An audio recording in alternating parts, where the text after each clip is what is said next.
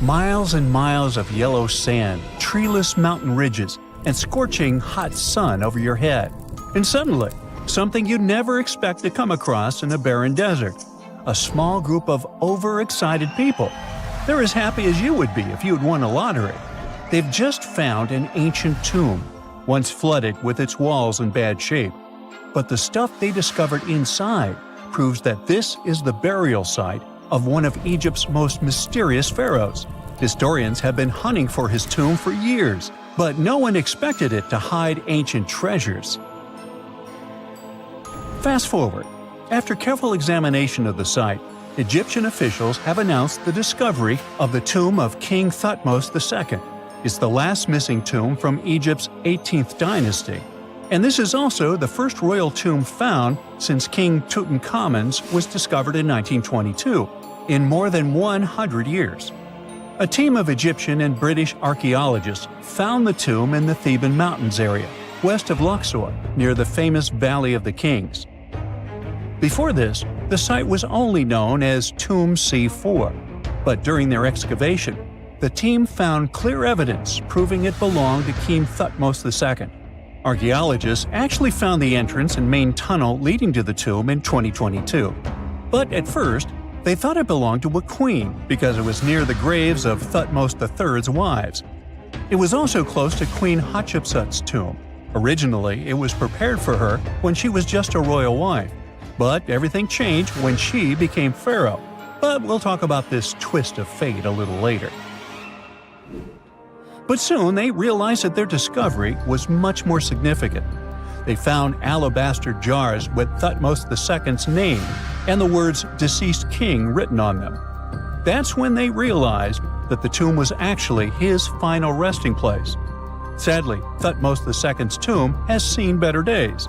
According to the head of Egypt's antiquities sector and the leader of the Egyptian excavation team, the tomb suffered major damage from ancient floods not long after the pharaoh's death.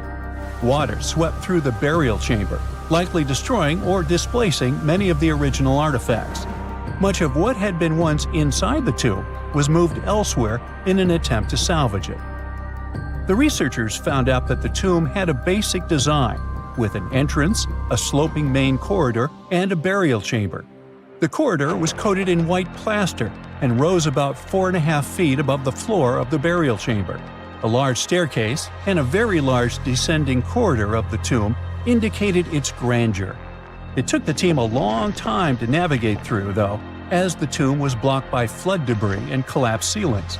Only after crawling through a 32-foot passageway with a small 16-inch gap at the top, the worst nightmare for those of us with claustrophobia, were they able to reach the burial chamber. There, they were in for another surprise. They cleared the debris, expecting to find the crushed remains of a burial beneath. But the tomb turned out to be completely empty, and it was not due to robbery. It had been deliberately emptied. The researchers soon realized that the tomb had been flooded since it had been built underneath a waterfall. It happened just a few years after the king's burial, so the contents of the tomb were moved to another location. That's why there was a second corridor in the tomb. It was most likely made to help remove King Thutmose II's body from his flooded tomb. Despite the damage, the excavation team made some really exciting discoveries. They found traces of mortar decorated with blue inscriptions, yellow stars, and fragments from the Book of Amduat, one of the most significant funerary texts in ancient Egypt. The book was meant to guide the deceased through the underworld, ensuring a safe journey to the afterlife. Now, how about we sneak a peek at ancient Egypt's 18th dynasty? It was all about conquering lands, expanding the empire, and building jaw-dropping monuments. Some of the biggest names from that era, Thutmose I and Thutmose III, both legendary warrior kings who left their mark in history. Thutmose I was a fierce fighter who led major military campaigns, pushing Egypt's border further south than ever before, all the way to the fourth cataract of the Nile. His victories gave Egypt access to new trade routes, stronger political ties, and more wealth. His conquests were so significant that they were recorded in the tombs of his top officials. Thutmose III, sometimes called Thutmose the Great, took things even further. He was not only an incredible military strategist, but also the commander of Pharaoh Hatshepsut's armies before becoming king himself. He led between 17 and 20 military campaigns, winning every single one and expanding Egypt's empire to its peak. He even created the world's first navy. Thutmose III is often remembered as Egypt's greatest warrior pharaoh. And sandwiched between these two powerhouses was Thutmose II, a pharaoh who doesn't get nearly as much attention. Hey, the middle child, right? His reign lasted only about 5 years before he passed away at around age 30 in 1479 BCE. He is kind of a mystery. No one really knows what he accomplished.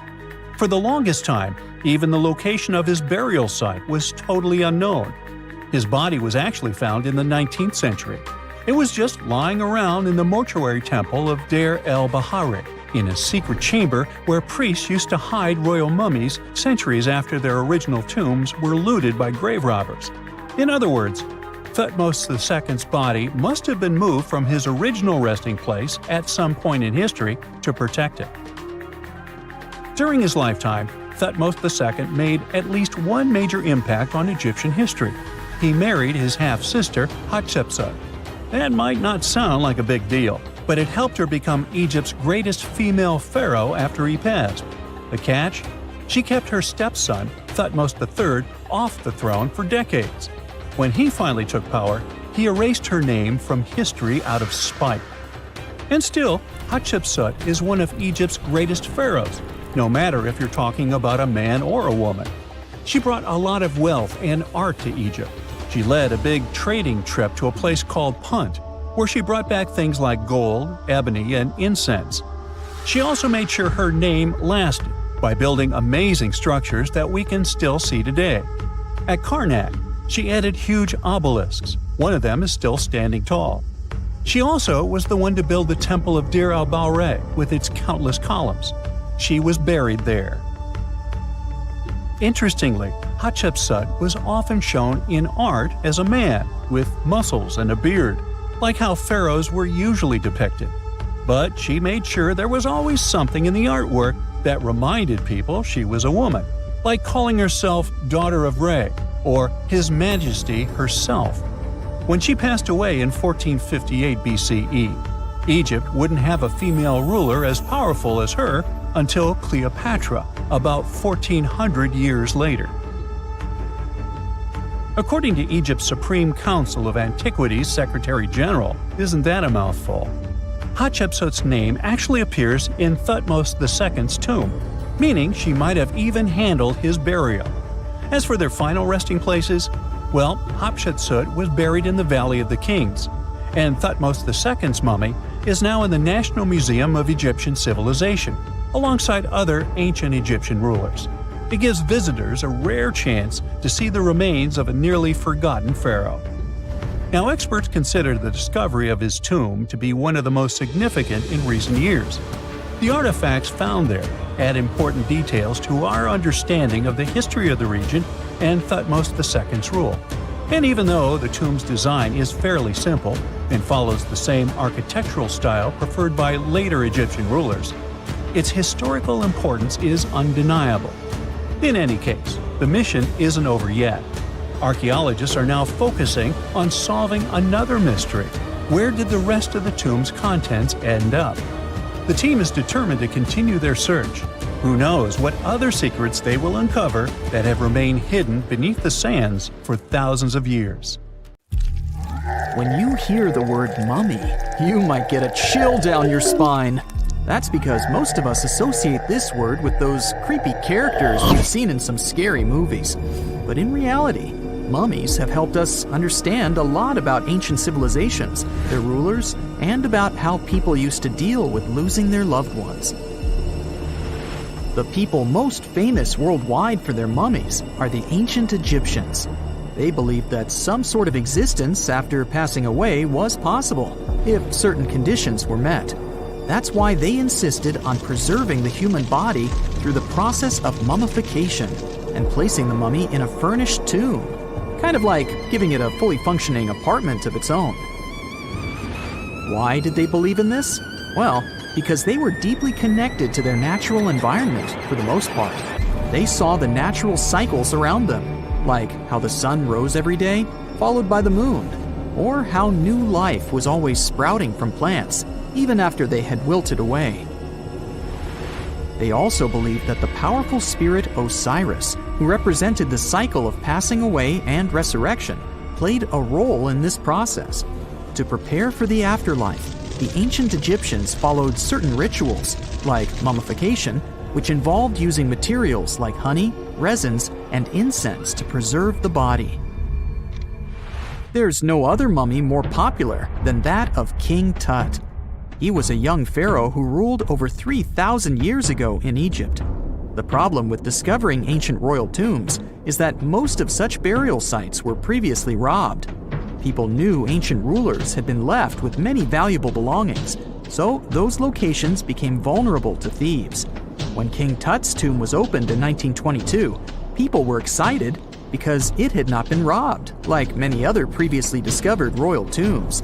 That's how well hidden it was. Inside, his mummy was encapsulated in a total of 3 coffins, including one made of gold. The objects found in his tomb showed us what ancient Egypt was like, and studying his mummy also helped us learn about the culture and practices popular at the time when he passed away. We also learned about his family by looking at his DNA.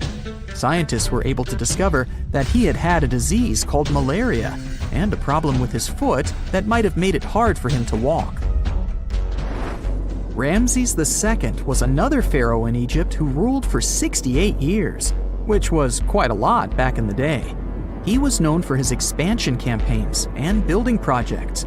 Many objects from his time as a ruler still exist today, including a large statue of him. Ramses II was about 6 feet tall and lived to be about 90 years old. After looking at his mummy, scientists concluded that he may have had a medical condition that affected his spine. Now, remember those thieves I mentioned before? They are probably the reason why Ramses II ended up in a plain coffin in a secret collection of royal mummies at Deir al-Bahari, which was rediscovered in 1881. Thankfully, archaeologists were able to identify him because his journeys had been recorded on his wrappings. The process was really tedious too. In fact, in ancient Egypt, the mummification process could take a staggering 70 days to complete. A special person would say a very specific speech while delicately handling the body and drying it out using a type of salt called natron. They also used linen and resin to make the body look more lifelike and to wrap it in cloth. The tomb was equally as important for ancient Egyptians. The walls of King Tut's tomb, for example, were adorned with intricate artwork that depicted his journey to the afterlife, from his burial procession to his passage through the underworld. The ancient Egyptians believed that everyone made this journey after passing away, and they filled their tombs with items and paintings to help the person in their spiritual travels. Additionally, the walls of the tomb were decorated with spells from a special book, which contained a collection of poems that the Egyptians believed would help people reach the afterlife. And speaking of how important this journey was, people also placed food in these ancient tombs. In King Tut's tomb, archaeologists discovered 36 jars of vintage beverages and 8 baskets of fruit, which were believed to be left there to help him in his journey to the afterlife. The Egyptians believed that traveling to the afterlife took a really long time, so they left a lot of supplies, such as food and water, to sustain their loved ones. Pharaohs also generally had numerous luxurious garments and beautiful jewelry in their tombs to ensure that they would have a fashionable journey.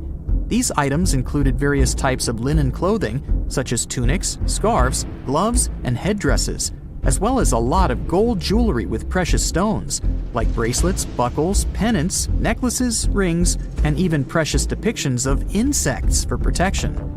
Some were also deposited with fans made from ivory and ostrich feathers to keep them cool in the afterlife. Some ancient rulers were even placed in their forever apartments along with boats. For example, Pharaoh Khufu built the Great Pyramid at Giza as his tomb, and a large ship was found inside. King Tut, however, was buried with multiple boat paddles, but no actual boat.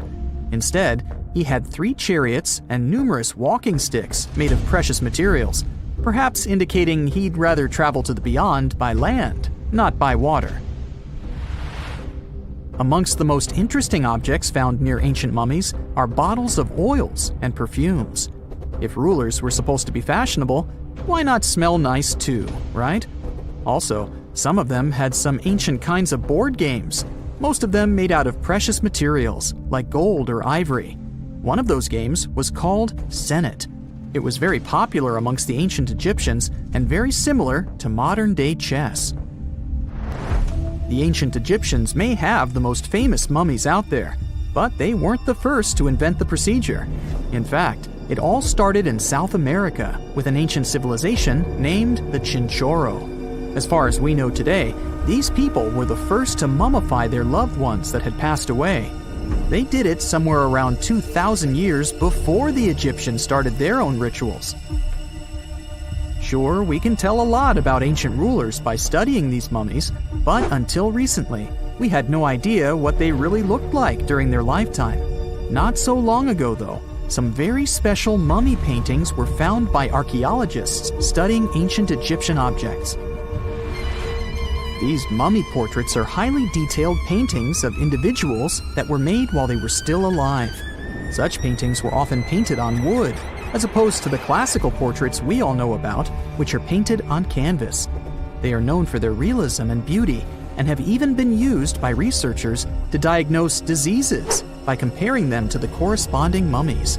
Some of these portraits also include depictions of jewelry, which was later found on the mummies. The recent discovery of these mummy portraits in Central Egypt is significant, as it marks the first time in over a century that such paintings have been found. Mummies appeared all around the world naturally, too. Mummification can occur without people intervening because of natural conditions, like extremely cold or hot environments, places with a lack of oxygen, or accidental exposure to chemicals that preserve the body. These conditions don't allow bacteria to grow, resulting in the body remaining more or less intact. Famous Otzi was one of these mummies.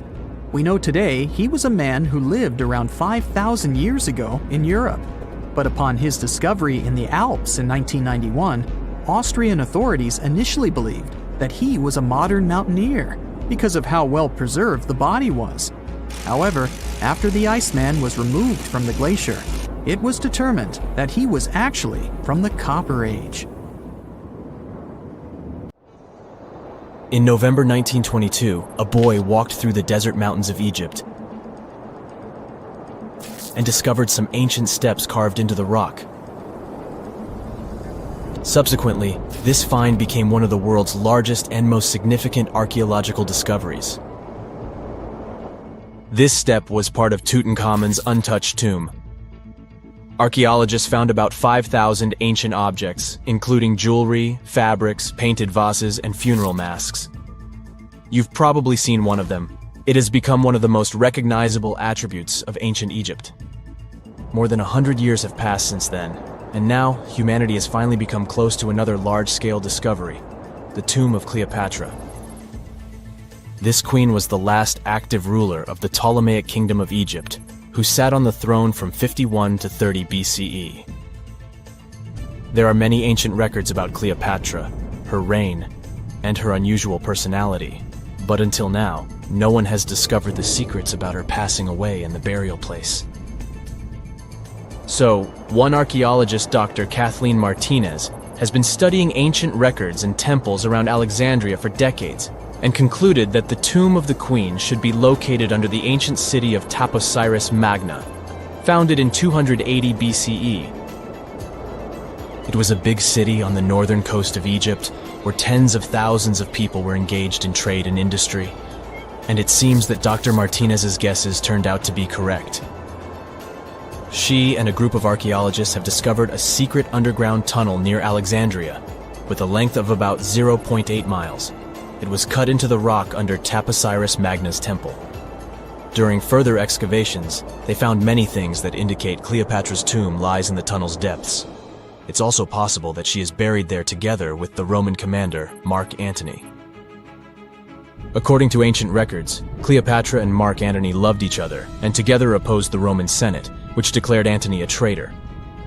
The fact that natural disasters have occurred on the territory of Taposiris Magna for thousands of years can complicate the excavations. Earthquakes and floods destroyed the city and possibly flooded its underground tunnels. But archaeologists hope the ancient tomb remains untouched, and that it hides many treasures and records about the royal life of ancient Egypt during the reign of the last dynasty. There's a chance that excavations will go underwater and in the mud. This will require much time and funding, but archaeologists are sure it's worth it. Anyway, it's too early to say that Cleopatra is really buried there, but scientists have found many things in the tunnel that confirm this, including clay pots, dozens of coins with the image of Cleopatra and Alexander the Great, as well as a bust with the image of the Egyptian queen. Cleopatra is still one of the most popular personalities in Egypt, on an equal footing with Ramesses III and Tutankhamun. She inspired many films, paintings, and books, but what made her so popular? She became famous for her inconsistency. She was a beautiful, intelligent ruler who pulled Egypt out of the crisis and made it a prosperous power. Medieval Arabic texts say she knew chemistry, mathematics, and philosophy, and may have written several scientific books. She knew several languages and had excellent diplomatic skills.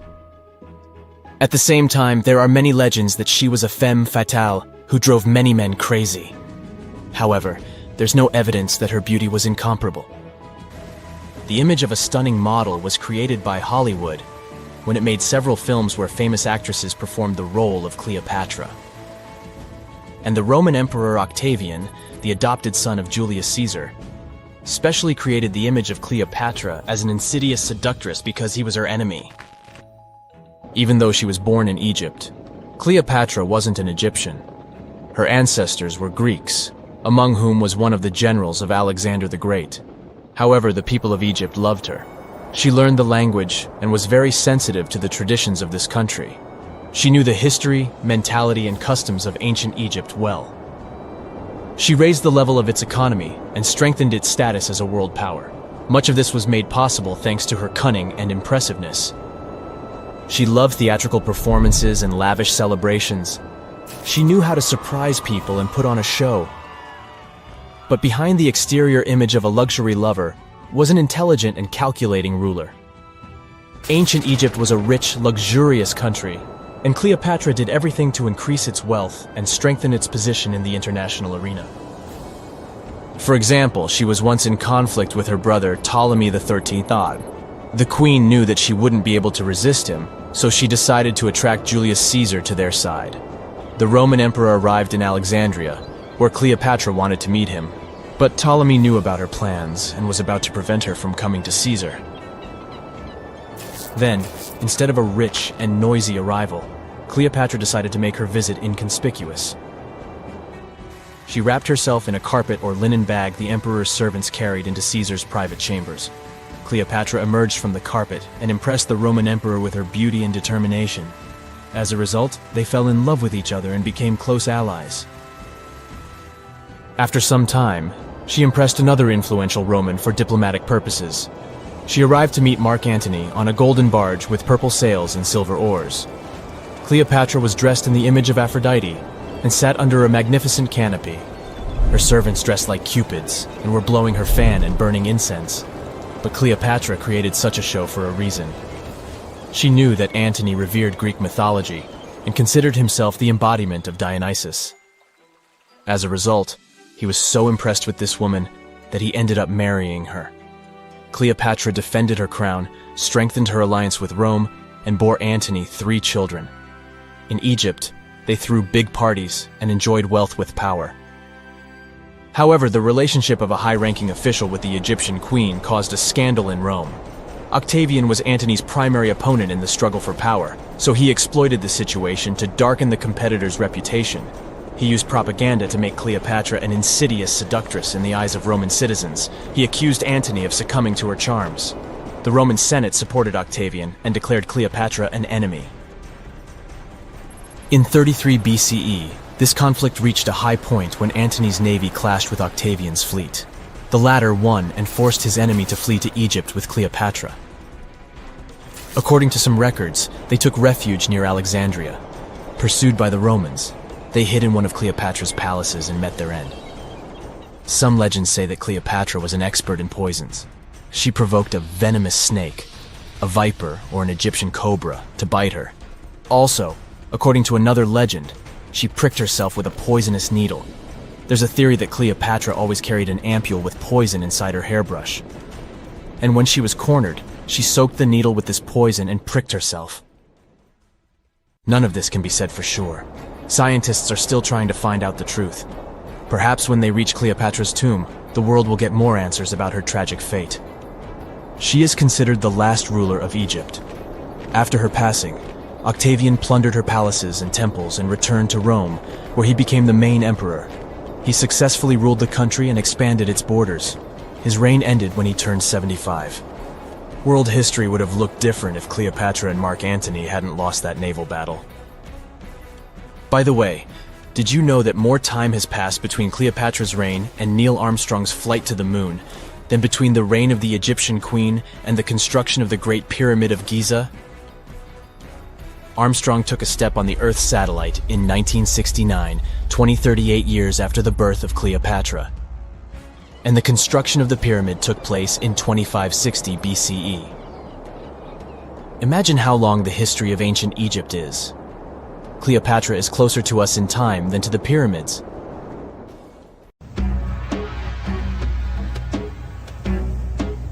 This is not a dune set.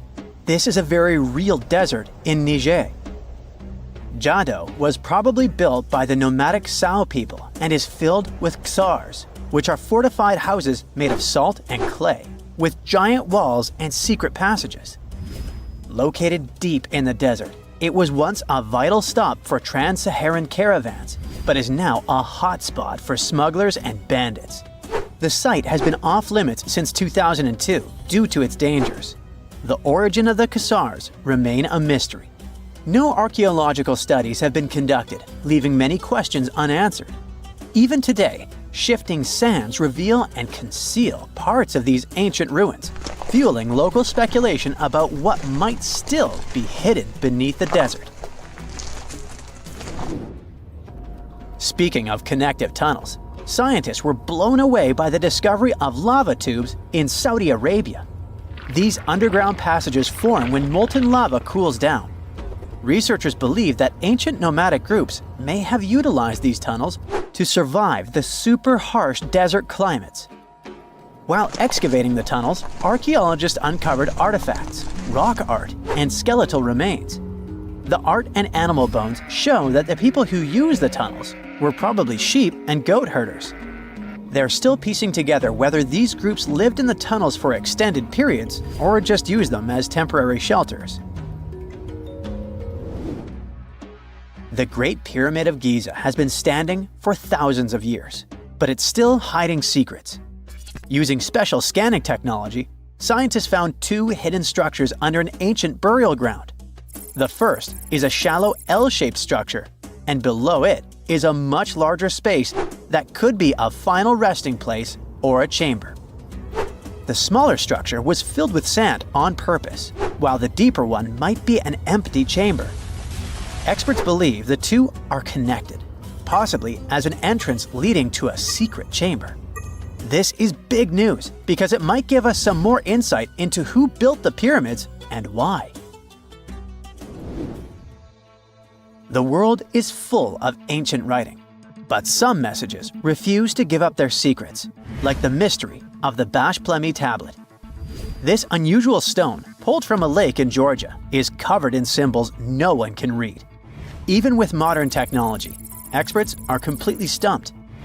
The tablet is about the size of a book, with 60 symbols carefully carved into its surface, but 39 of them don't match any known language. Some resemble scripts from ancient civilizations in the Middle East, India, and Egypt, but none are an exact match. To make things even trickier, part of the tablet is broken off, meaning a piece of the puzzle is missing forever. To rule out a hoax, scientists studied the tablet closely. They confirmed it's made of vesicular basalt, an extremely tough local rock. Whoever carved these symbols must have been really skilled. Based on similar archaeological finds, experts believe the tablet could date back thousands of years, possibly to the late Bronze or early Iron Age. Some symbols repeat, which could mean they're numbers. Maybe it's an inventory list, a record of battles, or even an offering to the deities. Until someone cracks the code, the Bashplemi tablet remains an unsolved mystery from the depths of history. Experts are still stumped with what this Minoan disc might mean.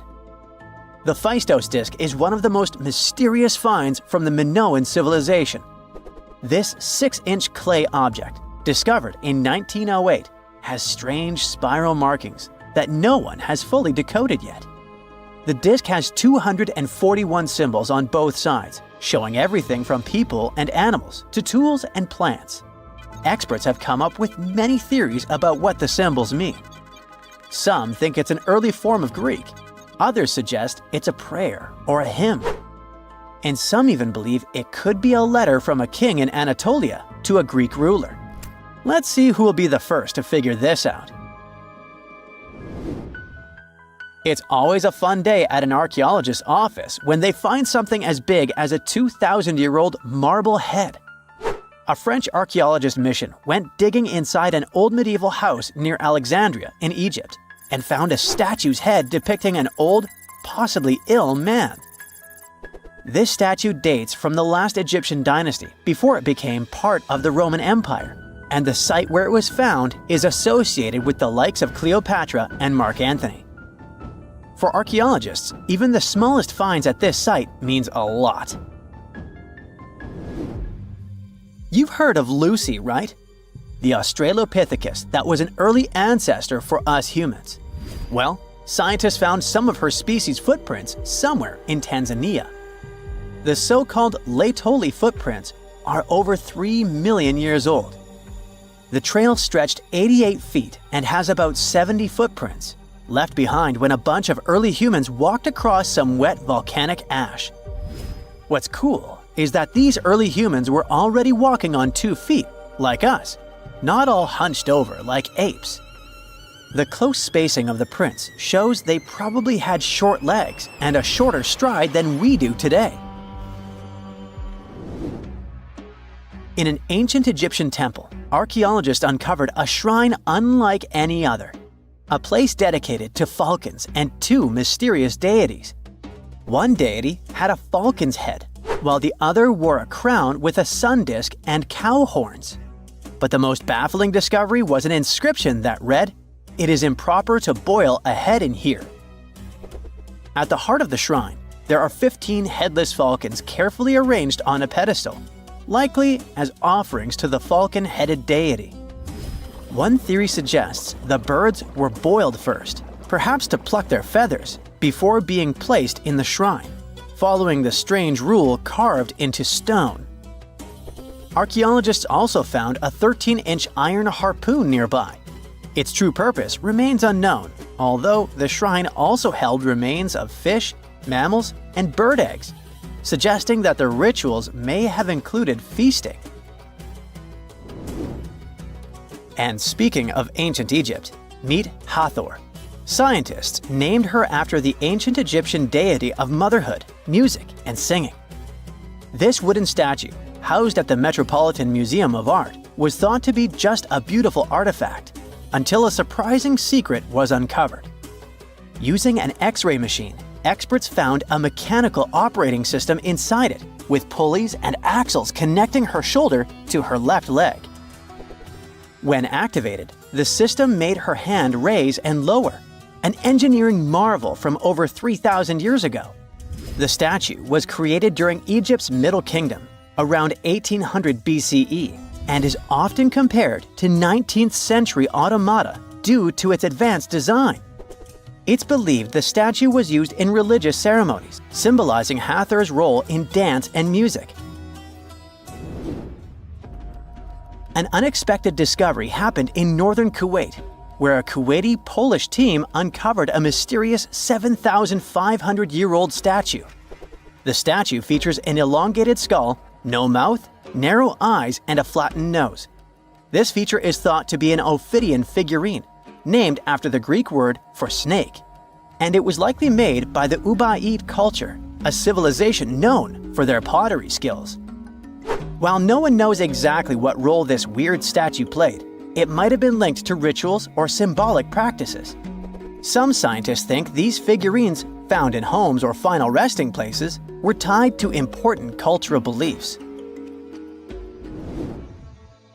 We couldn't mention unresolved mysteries of this world without speaking about these elongated skulls. In the deserts of Peru, researchers uncovered 5 ancient skeletons, 2 with unnaturally elongated skulls. While head shaping was common in many cultures, these skulls defy explanation. Local legends tell tales of the so-called gentiles, a mysterious race banished underground by the powerful deities. Some say this is what the skulls represent. Others think this is some type of genetic anomaly, which was confirmed after finding an infant skull, too large to be artificially shaped.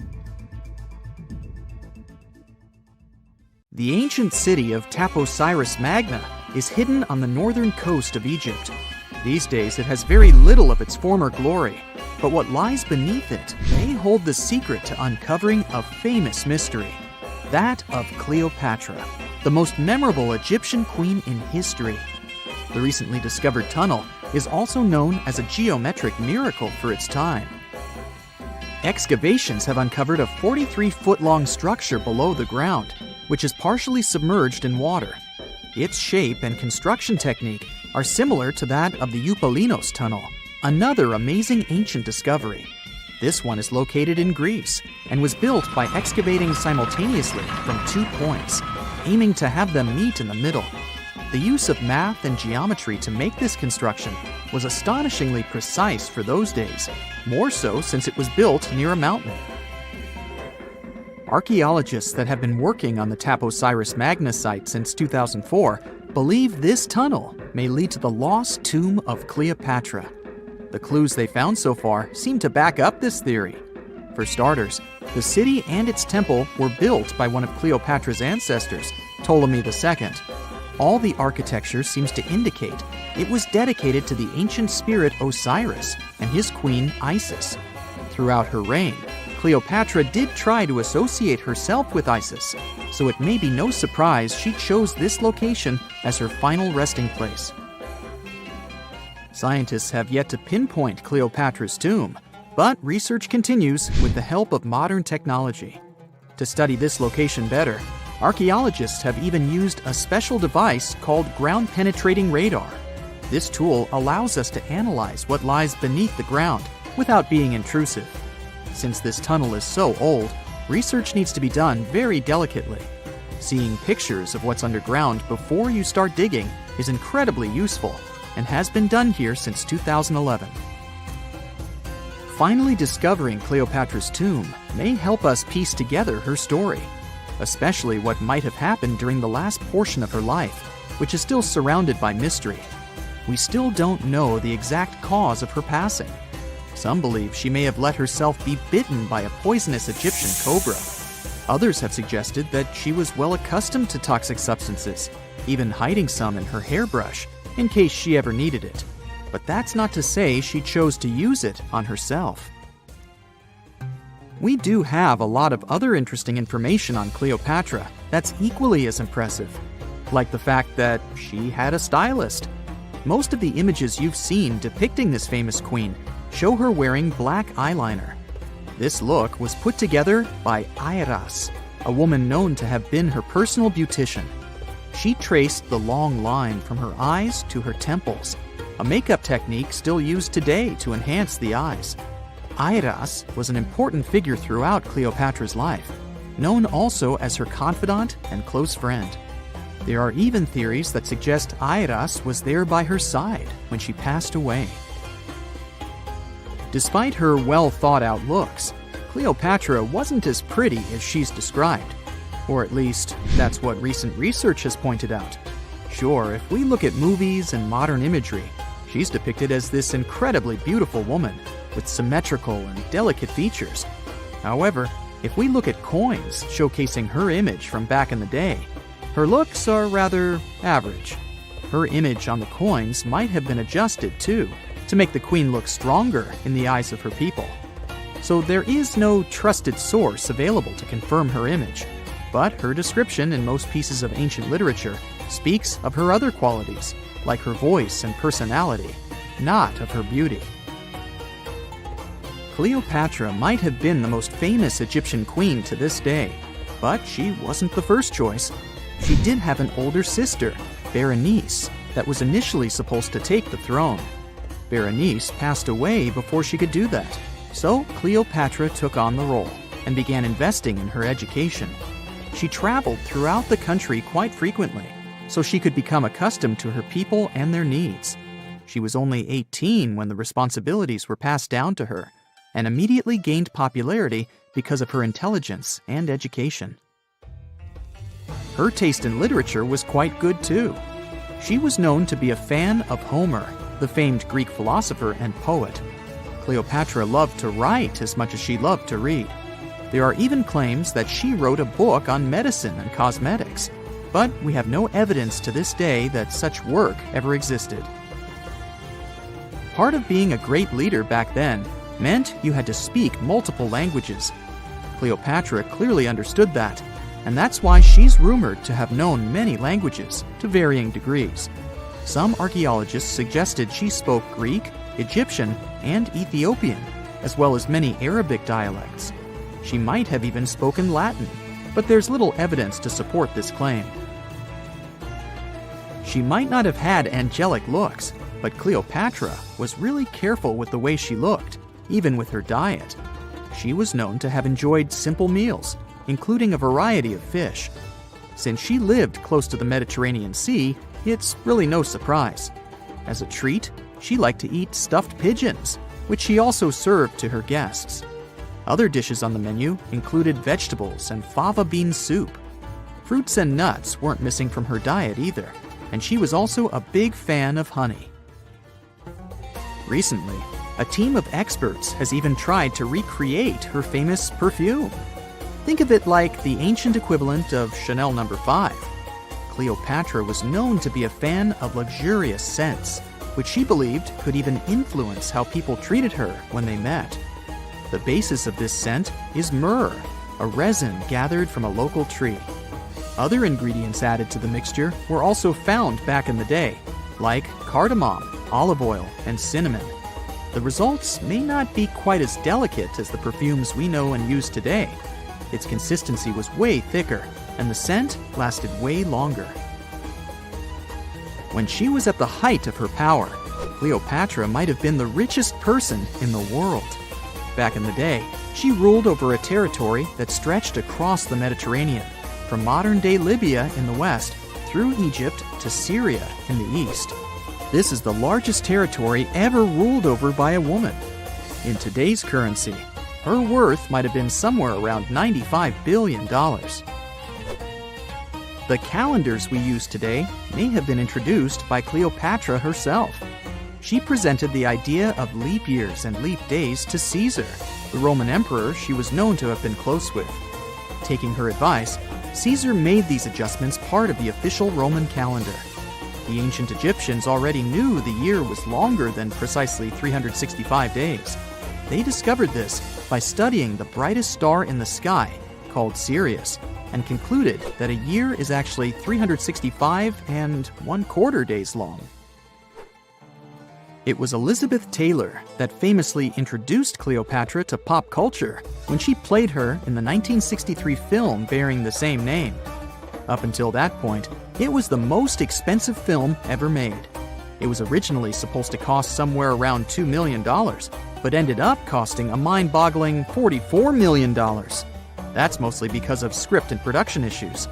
To make this iconic movie, producers created 79 sets from scratch, as well as over 26,000 costumes for the cast. Elizabeth Taylor's Cleopatra costumes alone cost somewhere around $200,000. Thankfully for the producers, the movie made headlines and was well received by critics, making it a box office success.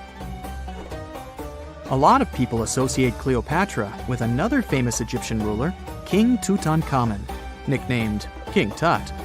Surprisingly, apart from both of them being Egyptian pharaohs, they have nothing else in common. For starters, King Tut lived around 1300 years before Cleopatra did, and there is also no connection regarding their ancestry. Cleopatra had Macedonian Greek roots, while King Tut was a native Egyptian. Recently, scientists made an astonishing discovery that might solve Stonehenge's mystery. They found something hidden deep within the DNA of Stonehenge's sarsen rocks, the huge monolithic ones, and it might reveal why our Neolithic ancestors designed and built this thing in the first place. Over the years, scientists have been scratching their heads trying to figure out where the huge sarsen rocks came from. For years, they believed they came from a quarry just 15 miles away from the site, known as Marlborough Downs. At this site, they found similar minerals to the ones that make up the sarsen rocks. But it turned out there was more to this story than they thought. The understanding of how Stonehenge was built is always changing. Scientists need to really travel back in time to uncover its mysteries. Where did the rocks come from? How were they carried? Why was the site built? You see, the Stonehenge site, located at Salisbury Plain in England, is made up of two main types of stone. There are the super heavy sarsens and the lighter and smaller bluestones. The sarsens each weigh about 25 tons. That's as much as 3 African elephants stacked together. The heaviest sarsen stone, called the heel stone, weighs 30 tons all by itself. Together, the sarsens make that iconic outer ring circle.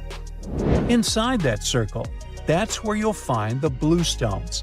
The naming might seem a bit misleading since they're not really blue. They have a bluish tinge to them when they are freshly broken, hence the name.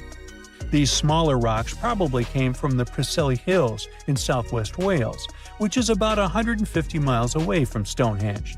They're a bit lighter than the sarsens, but still pretty heavy. The altar stone, which is classified as a bluestone, is the heaviest one, weighing around 6 tons. Its original location still isn't known for sure. To figure out where a rock came from, scientists first have to study their composition. This is like checking the rock's DNA. Then they cross-reference the structure of the rock with minerals in the soil to see if it's a match. Most of the sarsens we see around southern England are actually made of a type of sandstone known as silcrete. Think of silcrete as sand that's been hardened by underground water processes over millions of years.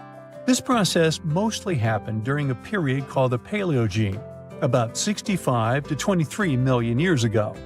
These sarsen rocks didn't form in one big slab, but in patches, like nature leaving little rock gardens all over the place. Scientists reason the sarsens spread out randomly, forming in isolated pockets. Over time, many were buried under layers of clay and chalk, which helped preserve them. When ancient builders were on the lookout for materials, these sarsens must have looked perfect for something impressive like Stonehenge. Actually, sarsens have been used in everything, from Roman villas to medieval churches, and even in things like road curbs and old field walls. One could say these rocks were the it material for ancient builders, and continue to be popular even into more modern times. This fact made scientists start wondering that maybe not all sarsen stones that were used to build Stonehenge came from the same place. They've identified sarsen sites all over the UK, in places such as Oxfordshire and Kent. After hundreds of years of studying the sarsens, geologists finally had the right type of technology to determine the origin of the stones. Now, I wish I could tell you that it was some undisclosed location very far away from the site. But, as it turned out, the sarsens were originally from Westwoods, the forest near Stonehenge. A new factor came into play when excavations uncovered empty stone holes, showing that at least 6 blue stone pillars were removed from a Pressley Hills site called Wan Main in prehistory. They had a stone circle over there, and it's believed that some of Stonehenge's rocks were recycled rocks from this more ancient circle. If this is true, it might be that Stonehenge is part of a much larger landscape of ancient sites. If this is the case, then Stonehenge is just the cherry on top of a much larger scale project. Think of it as the sacred centerpiece of an entire landscape of monuments, mounds, stone circles, and things. This is why scientists want to find out where the rocks came from so badly. It could lead to why and how Stonehenge was built. Now, Stonehenge didn't just pop up overnight. It was built in several stages over hundreds of years. It's likely that it wasn't a single unified vision, but more like a big community project that evolved over time. With each generation, the builders brought in their own ideas, creating a stone structure that would last for ages. The first stage was around 3100 BCE. That's when people dug out a circular ditch and likely set up some bluestones as sort of a starter ring. Later, they added the Sarsens and even topped some of them with horizontal stones to form those famous arches you see today, also known as the trilithons. These ancient builders had some challenges on their hands. How would they move the rocks?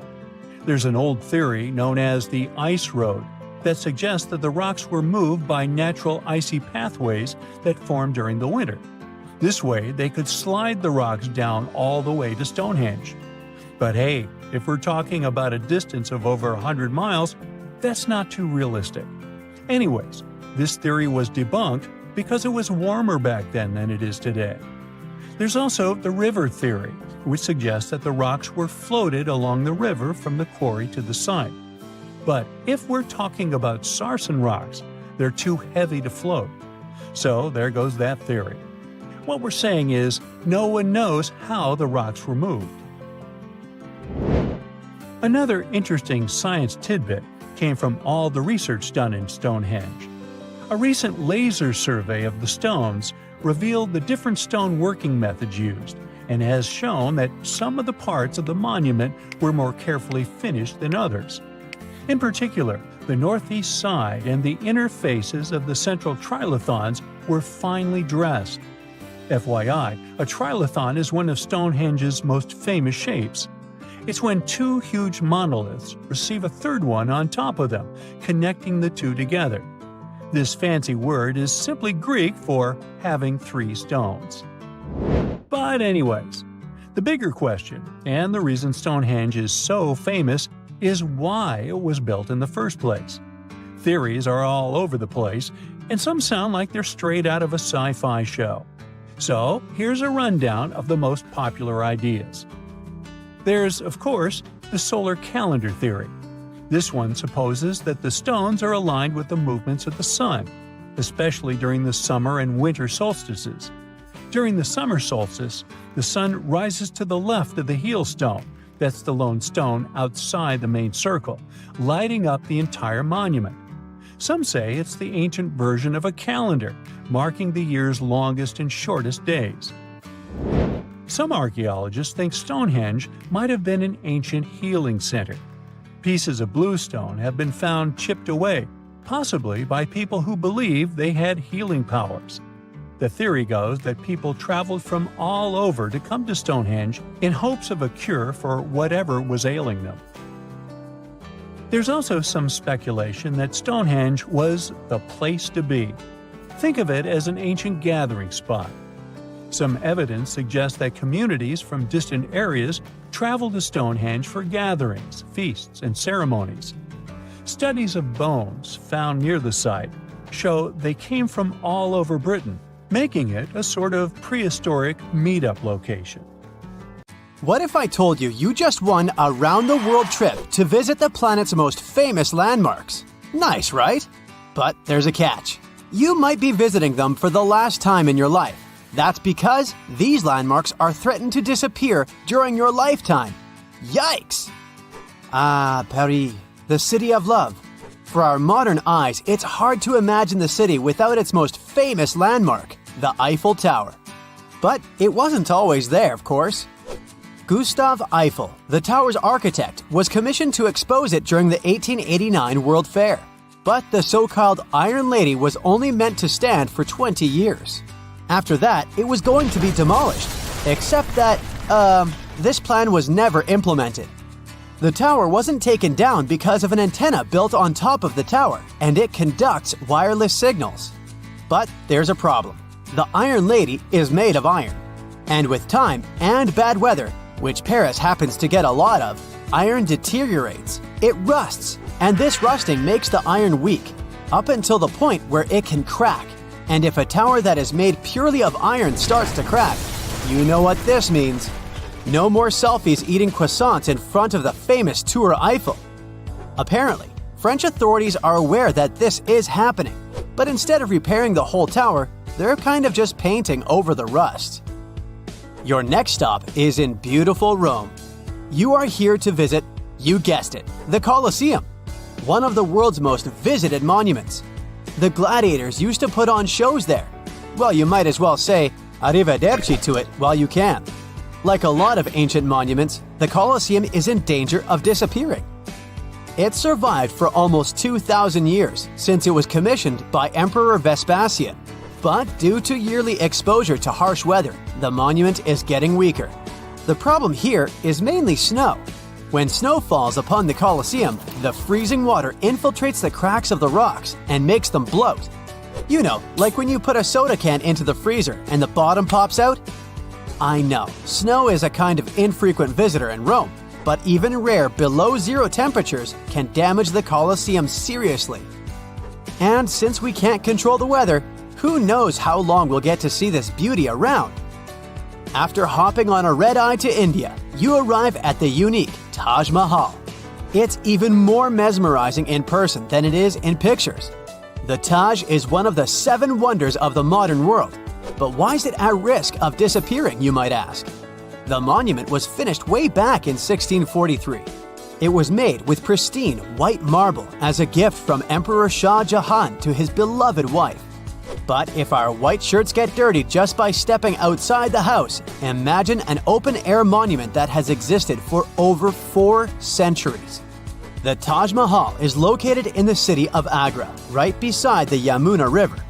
Over the years, the region has become very polluted, and all of this pollution is helping to destroy the Taj. India's Supreme Court has been on the case for many years now, and they say the monument is turning greenish and brown. So, high authorities decided that either the local government restores the Taj Mahal completely, or they'll shut it down, or worse, destroy it. For the good of humanity, I hope they decide to restore it already. Otherwise, we'll be down to only 6 wonders. Finally, you've made it to South America. More specifically, you're now in the mountainous country of Peru. If you're not used to such high altitudes, you might get a little dizzy. But it's worth it to see the mesmerizing Incan ruins of Machu Picchu. The city is located at over 7,000 feet above sea level, and no one knows how the Incas built such a sophisticated village. That's why the site attracts around 440,000 visitors every single year. But since regulation is not so strict, the site is also slowly deteriorating. Machu Picchu may be the victim of something known as over-tourism. I mean, if you look at any footage from the site on a normal day, it's pretty packed up. And even if it's a stone-made town and stones are pretty resistant, they do suffer from erosion. Man-made or weather-made. Oh boy, I really don't like the sound of that. There's another stone monument that you need to check off your list. Can you guess which one it is? Yup, Stonehenge. Located in the peaceful hills of Wiltshire, England, Stonehenge has been around for over 5,000 years. Well, nobody knows exactly when it was built, but bear with me. If the only cause for disappearance would be erosion, then it would make the monument millions of years before it disappeared. But that's not the case. Since 1995, there have been multiple proposals from British authorities, to build an underground tunnel that connects southeast and southwest England. The thing is, the tunnel passes underneath Stonehenge, and it might rock the site's foundation. Get it? Rock? Anyway, since the project was suggested, local supporters of the monument have found a Save Stonehenge alliance to keep the monument safe. They strongly believe that any enterprise, such as this tunnel, will severely harm the site. Ah, Egypt. This time, to arrive at your destination, you travel in style. And by that, I mean camels. Just for the photo op, of course. But why are you here? You came to check out the Great Sphinx. You know, the one with the broken nose? The Sphinx was also built way back in the day. Try over 4,000 years ago. And back then, they used what they had at their disposal, limestone. Now, some researchers think that hazardous weather may be damaging the Sphinx's limestones. You see, they're very porous types of rock, so water easily infiltrates inside of them, making erosion stronger and faster. But water is also coming from down below. Unlike the pyramids of Giza, the Great Sphinx was carved directly from the bedrock.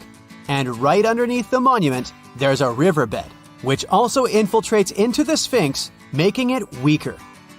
Fingers crossed that Egypt doesn't get a lot of rainfall in the next few centuries. I hope you brought your swimsuit because it's time to dive deep into the Dead Sea. Except that you probably won't get too deep. You know, since there's so much salt in the water that you basically only float.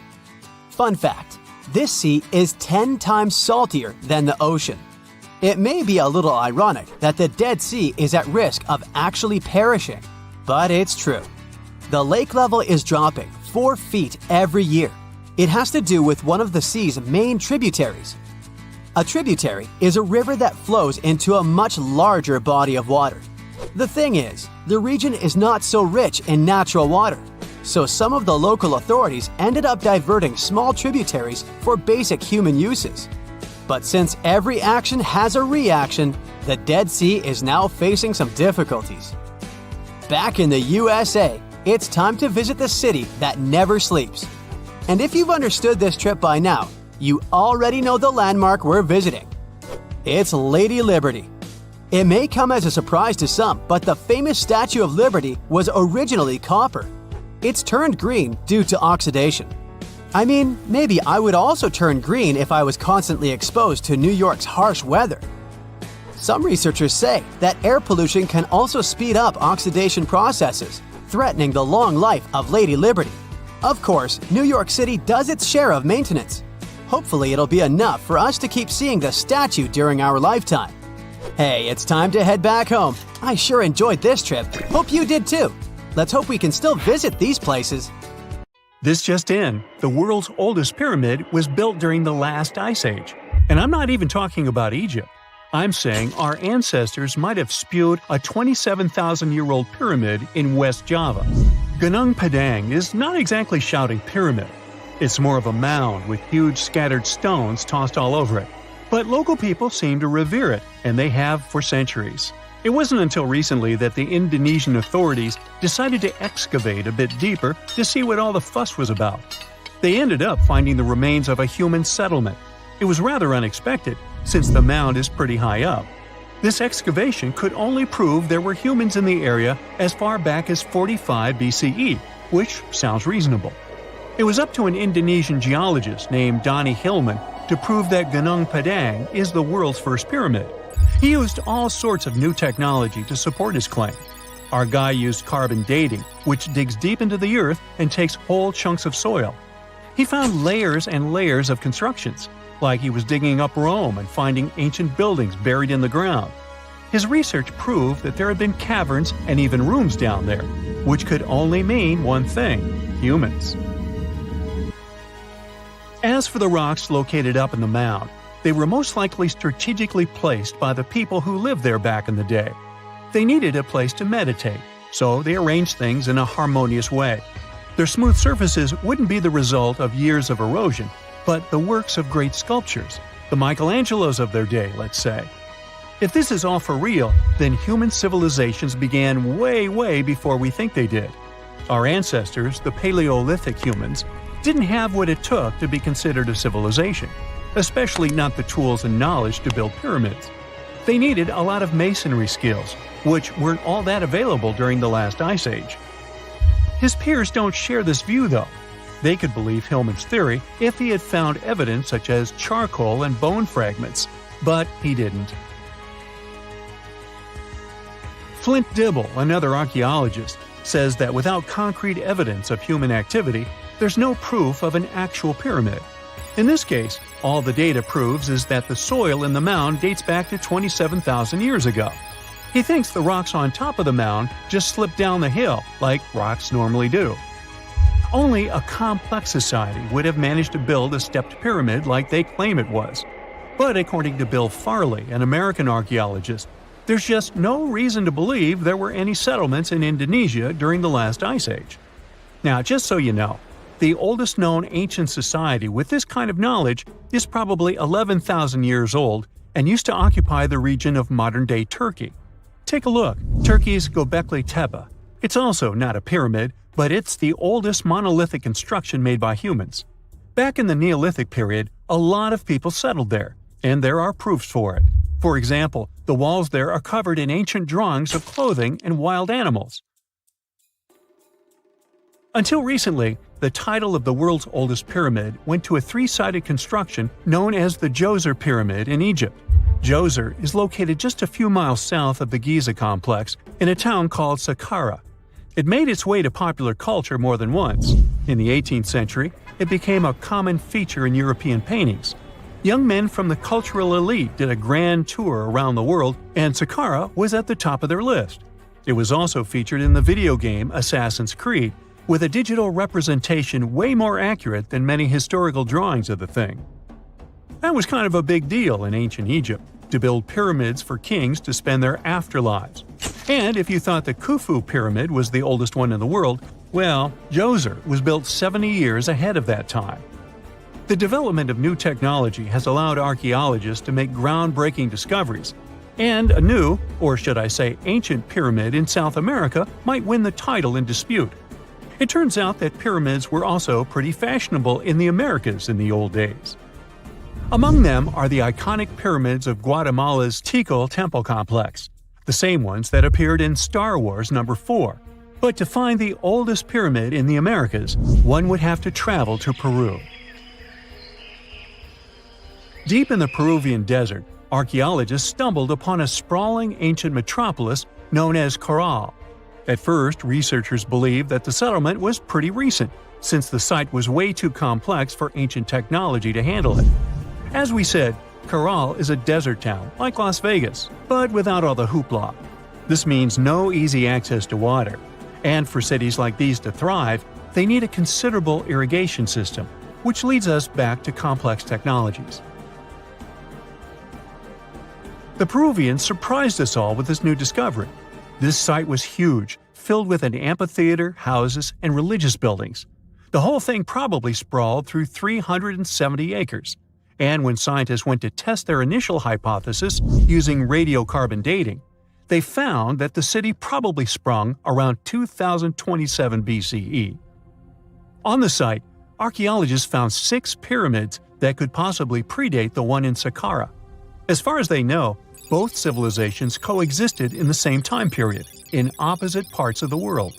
But since researchers can't pinpoint the exact age of Caral's pyramids, it's pretty hard to guess which civilization completed their pyramid first. If only we had a crystal ball. Now, it just so happens that the shape of a pyramid is something that nature is able to produce all on its own, leaving us modern-day humans a bit confused. A classic example is the Japanese site of Yaonagani, which also goes by the name of Japan's Atlantis.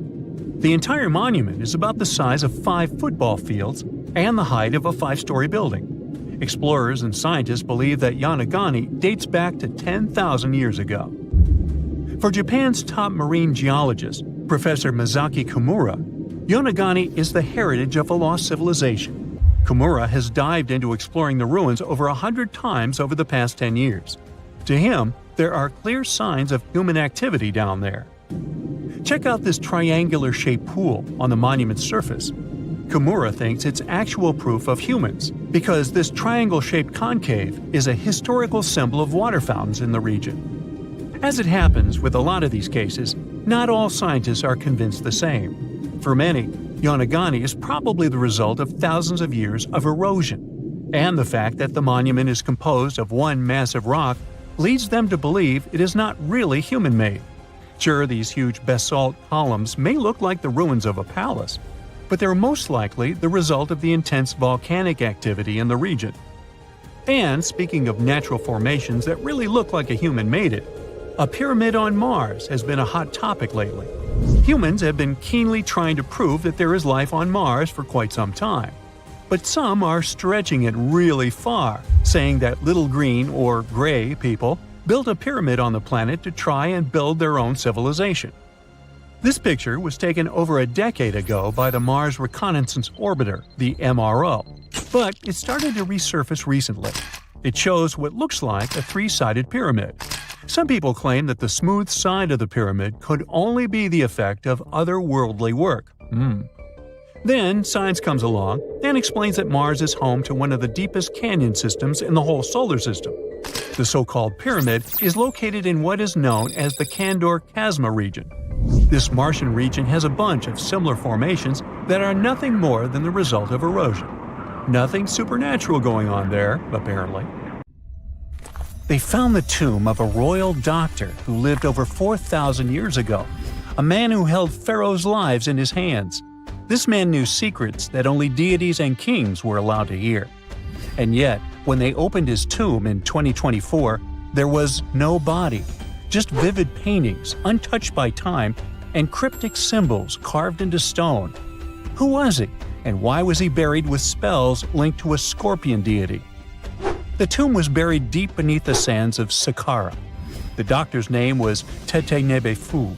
He lived around 4,100 years ago, during one of Egypt's most mysterious turning points, right at the edge of glory and collapse. These were the final days of Egypt's Old Kingdom. The sun still glinted off freshly built pyramids, but the shadows were already creeping in. The pharaoh, Pepi II, had ruled longer than anyone before him, 90 years. But by the end of his reign, the country was cracking. The power was slipping, the regional leaders were rising, and the Nile floods grew unpredictable. In this shaky period, the mysterious doctor thrived. His tomb was discovered by a Swiss-French archaeological team in the shadows of old pyramids. The weirdest part was that when they uncovered his burial chamber, they found no body, no golden treasures either. Unfortunately, the tomb had been robbed long ago. But what remained was something even more fascinating: the words and images left on the walls. The paintings are still vibrant, bright colors that somehow survived all those years underground. The walls show jars, containers, strange abstract patterns, and geometric shapes. And then there are hieroglyphs, lines and lines of sacred script carved with precision, like someone had poured their soul into every curve. These inscriptions revealed who Teti Nebefu truly was. Turns out, he wasn't just any doctor. He was the conjurer of Serket. Now, Serket was the female deity of scorpions, sacred and terrifying. Egyptians believed she could stop venom, heal bites, and protect the living from toxic elements. The title, Conjurer of Serket, meant Tete Nebefu was a specialist in treating dangerous stings and bites. And if he got an entire tomb for himself, he may have been Egypt's top expert in those things, a man who healed with both medicine and magic. But that wasn't all. He also held the title Director of Medicinal Plants, a title seen only once before in all of ancient Egypt. That means he knew the healing power of herbs, roots, and oils like no one else. Now, you might wonder, what plants in a huge land of sand? But in reality, ancient Egyptians used herbal medicine that would hold up in some labs today. They created pills, ointments, and inhalers. Most often, they chose some active ingredient, a flavor to make it easier to take, and something to deliver it into the body. Sound familiar? And yeah, they didn't have many traditional plants, so some of these ingredients were bizarre by our standards. like using crocodile dung and acacia mixed with honey. They even had formulas for anti-wrinkle creams. And apparently, our mysterious healer was also chief dentist. This title is almost never seen in ancient records. Evidence of Egyptian dentists is incredibly rare. Turns out, our ancient genius didn't just fight stings and study plants. He was also trusted with teeth and jaws, which were actually a huge problem in ancient Egypt. These people may have built wonders, but their teeth paid the price. Ancient Egyptians constantly caught grains of sand in their mouths. They often ate grit-filled bread and raw vegetables, which wore down enamel and caused a horrible condition called attrition. This led to tons of problems, including tooth loss. They had to improvise back in the day.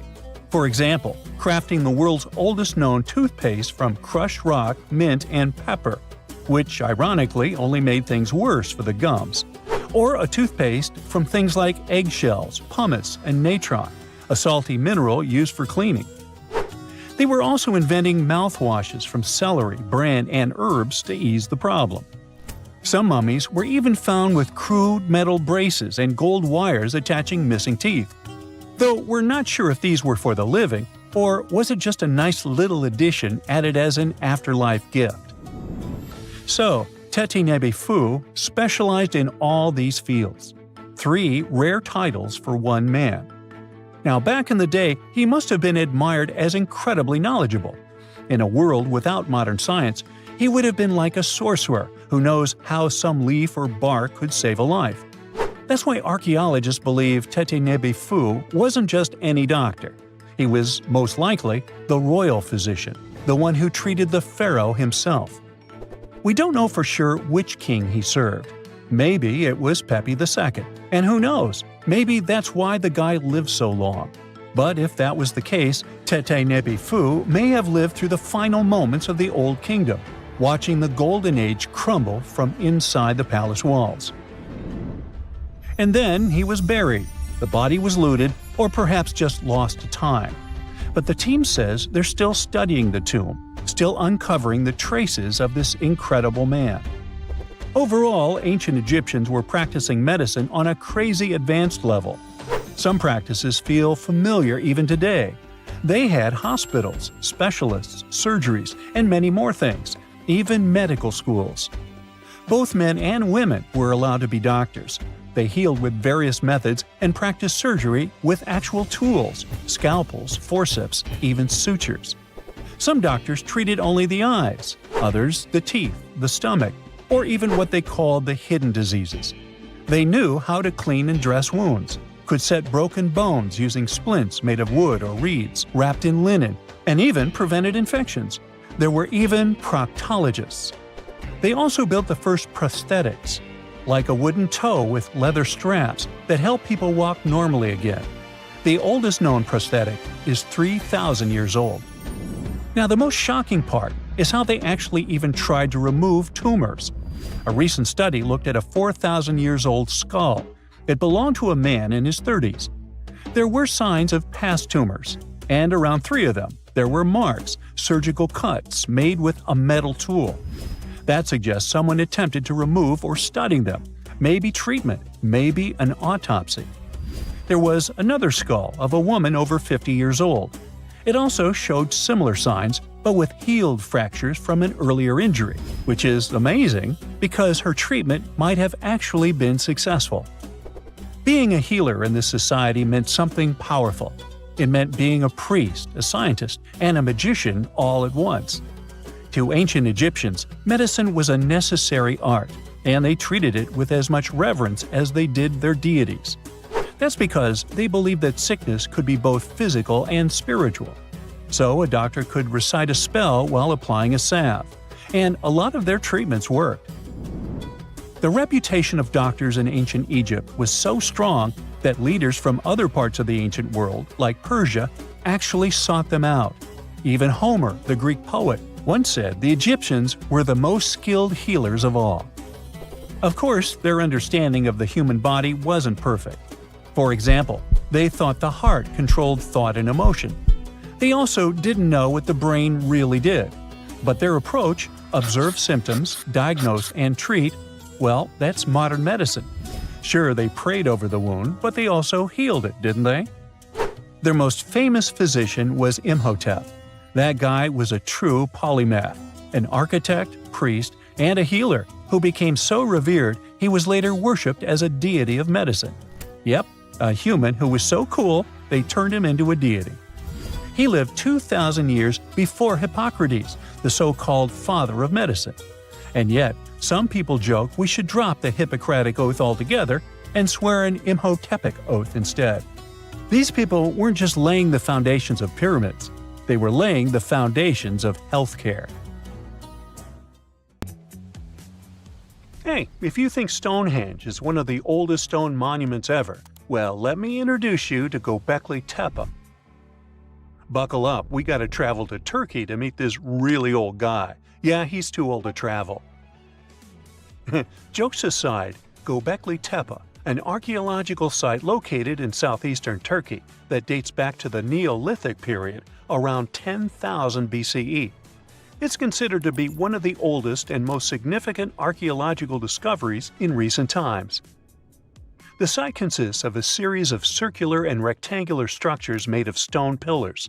Yeah, it does look like its younger brother Stonehenge. Some of those pillars are decorated with intricate carvings of animals and other symbols. Now, you maybe wonder, hey, why on earth did they make such a fascinating building? What was its purpose? Sorry, I got no answer for that.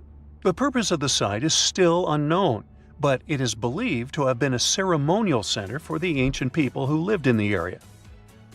The discovery of Göbekli Tepe has challenged long-held beliefs about the development of human civilization, as it suggests that complex societies may have emerged much earlier than previously thought. Okay, pack your stuff, our travel's just started. Next destination, Masada. It's an ancient fortress located in Israel on a plateau overlooking the Dead Sea. Hey, look at that view, spectacular, huh? It was built by King Herod the Great in the 1st century BCE, and it was very smartly built.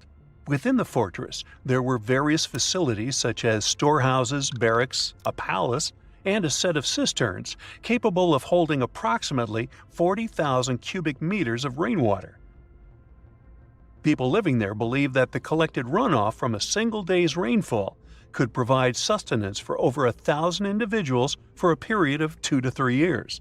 Access to the fortress was limited to 3 steep and winding paths leading up to fortified gates. Still, at one point, the fortress was occupied by people who had fled Jerusalem after the city was captured by the Romans. They held out against the invaders for several months, but eventually they were defeated. But these guys didn't surrender. The story of Masada has become a symbol of resistance and bravery. Today, Masada is a popular tourist attraction and a UNESCO World Heritage Site. The next flight is going to be short. We're popping over to Egypt to see the Karnak Temple Complex. It's a vast ancient Egyptian temple complex located in the city of Luxor, Egypt. It was built over a period of 2,000 years and covers an area of more than 200 acres. The complex is dedicated to the worship of the deity Amun-Ra. Wait a minute, that should be Amun-Ra, and it was one of the most important religious centers in ancient Egypt. The Karnak Temple consists of several temples, chapels, and other buildings, including the Great Temple of Amun, the Temple of Khonsu, and the Temple of Ptah. Ptah! The Great Temple of Amun is the largest and most impressive temple in the complex, with massive columns, statues, and other decorations. One of the most famous features of the Karnak Temple complex is the Avenue of Sphinxes, which is a long avenue lined with Sphinx statues that leads from the entrance of the complex to the Great Temple of Amun. Another notable feature is the Hypostyle Hall, which is a massive hall with 134 columns that are over 70 feet high. The Karnak Temple complex is a popular tourist attraction and a UNESCO World Heritage Site. It's considered one of the most important archaeological sites in Egypt and provides a fascinating glimpse into the religion and culture of ancient Egypt. Hey, we can't hop on the next flight and leave Egypt until we see the Pyramid of Djoser. It has another name, by the way. It's also known as the Step Pyramid. This ancient Egyptian site is located in Saqqara. It was built during the 27th century BCE for the pharaoh Dozier by his architect Imhotep, who is considered one of the most important figures in Egyptian history. People believe this pyramid is the first monumental structure built entirely of stone and is an important example of early Egyptian architecture. The pyramid originally stood at 203 feet tall and was surrounded by a complex of buildings and courtyards. It was constructed in 6 layers, each smaller than the one below it, giving it the distinctive step-like appearance. The pyramid was used as a burial place for Pharaoh Dozier and was surrounded by a vast necropolis that contained the tombs of many other important officials. The Grateful Dead? The Pyramid of Dozier has several renovations and additions over the centuries, including the addition of a limestone casing that covered the original step structure. However, much of the pyramid was destroyed over time, and today only the central core remains. Despite this, it remains an important archaeological site and a popular tourist attraction in Egypt. Alrighty, we're ready to move on. There's one more pretty recent discovery we gotta see today. The Tower of Jericho was only discovered during excavations in the 1950s and 60s. It's an ancient stone tower located in the city of Jericho in the West Bank. Just like Göbekli Tepe, this one is believed to be one of the oldest stone structures in the world, dating back to approximately 8000 BCE. The tower stands at over 28 feet tall. It's made up of 2 main sections, an inner tower and an outer tower, which are connected by a series of stairs. The purpose of the Tower of Jericho is not entirely clear, but it is believed to have served as a defensive structure or a watchtower. It may have also had religious significance, as it was located near a sacred spring. The Tower of Jericho is a significant archaeological site and has provided valuable insights into the early history of human civilization. It's open to visitors and is a popular destination for tourists interested in ancient history. Now, this ancient site even got attention from Netflix, and they made a movie where the action takes place in Mohenjo-Daro. This site was a major center of the Indus Valley civilization in present-day Pakistan. Mohenjo-Daro was one of the largest cities of the ancient world, with a population estimated to have been around 40,000 in its peak. Trust me, that must have been a crazy megalopolis back then. The city was notable for its advanced urban planning, with sophisticated drainage and sanitation systems, and its impressive architecture, including the Great Bath and the Granary. Mohenjo-Daro was abandoned around 1900 BCE, and its ruins were only rediscovered in the 1920s. Today, it is a UNESCO World Heritage Site and an important archaeological site for the study of ancient South Asian civilization. We're heading to a teeny-tiny country that has quite an impressive history. Welcome to Malta. The Tzigantsia Temples are a Neolithic site located on the Mediterranean island of Gozo. They're probably one of the oldest freestanding structures in the world, dating back to around 3600 to 3200 BCE. The temples consist of 2 megalithic structures, each with multiple rooms and altars. The name Tsigantia means giant tower in Maltese, as people believe that only giants could have built such massive structures. The temples are believed to have been used for religious purposes and are considered to be an important example of prehistoric architecture. They were added to the UNESCO World Heritage List in 1980. Well, you must be pretty tired, but there's one more place we gotta visit today. Our plane is already landing in Armenia, and we're here to see the Temple of Garni. Look, this one is well preserved. This temple dates back to the 1st century CE. It was built by King Tiridates I as a dedication to the sun deity Mir. Sadly, the temple was destroyed in the 17th century during an earthquake, which is quite a common thing for this area, but it was later reconstructed in the 20th century. Today, it's a popular tourist attraction and is also listed as a UNESCO World Heritage Site. Let's face it, most ancient tombs have been looted at least once. No matter how scary the rumors could have been, most mummies were open too. But one. This is the Bashiri mummy, and it puzzles everyone so much that nobody dares to see what's inside. Meet Howard, but you must know him already if you're into Egyptian history. He's primarily famous for discovering King Tut's tomb back in 1922. But few people know that before this revolutionary discovery, he had probably found another mummy. It happened in 1919, and it goes by several names, either the Bashiri mummy or the Mummy of Pacheri, or the Untouchable One.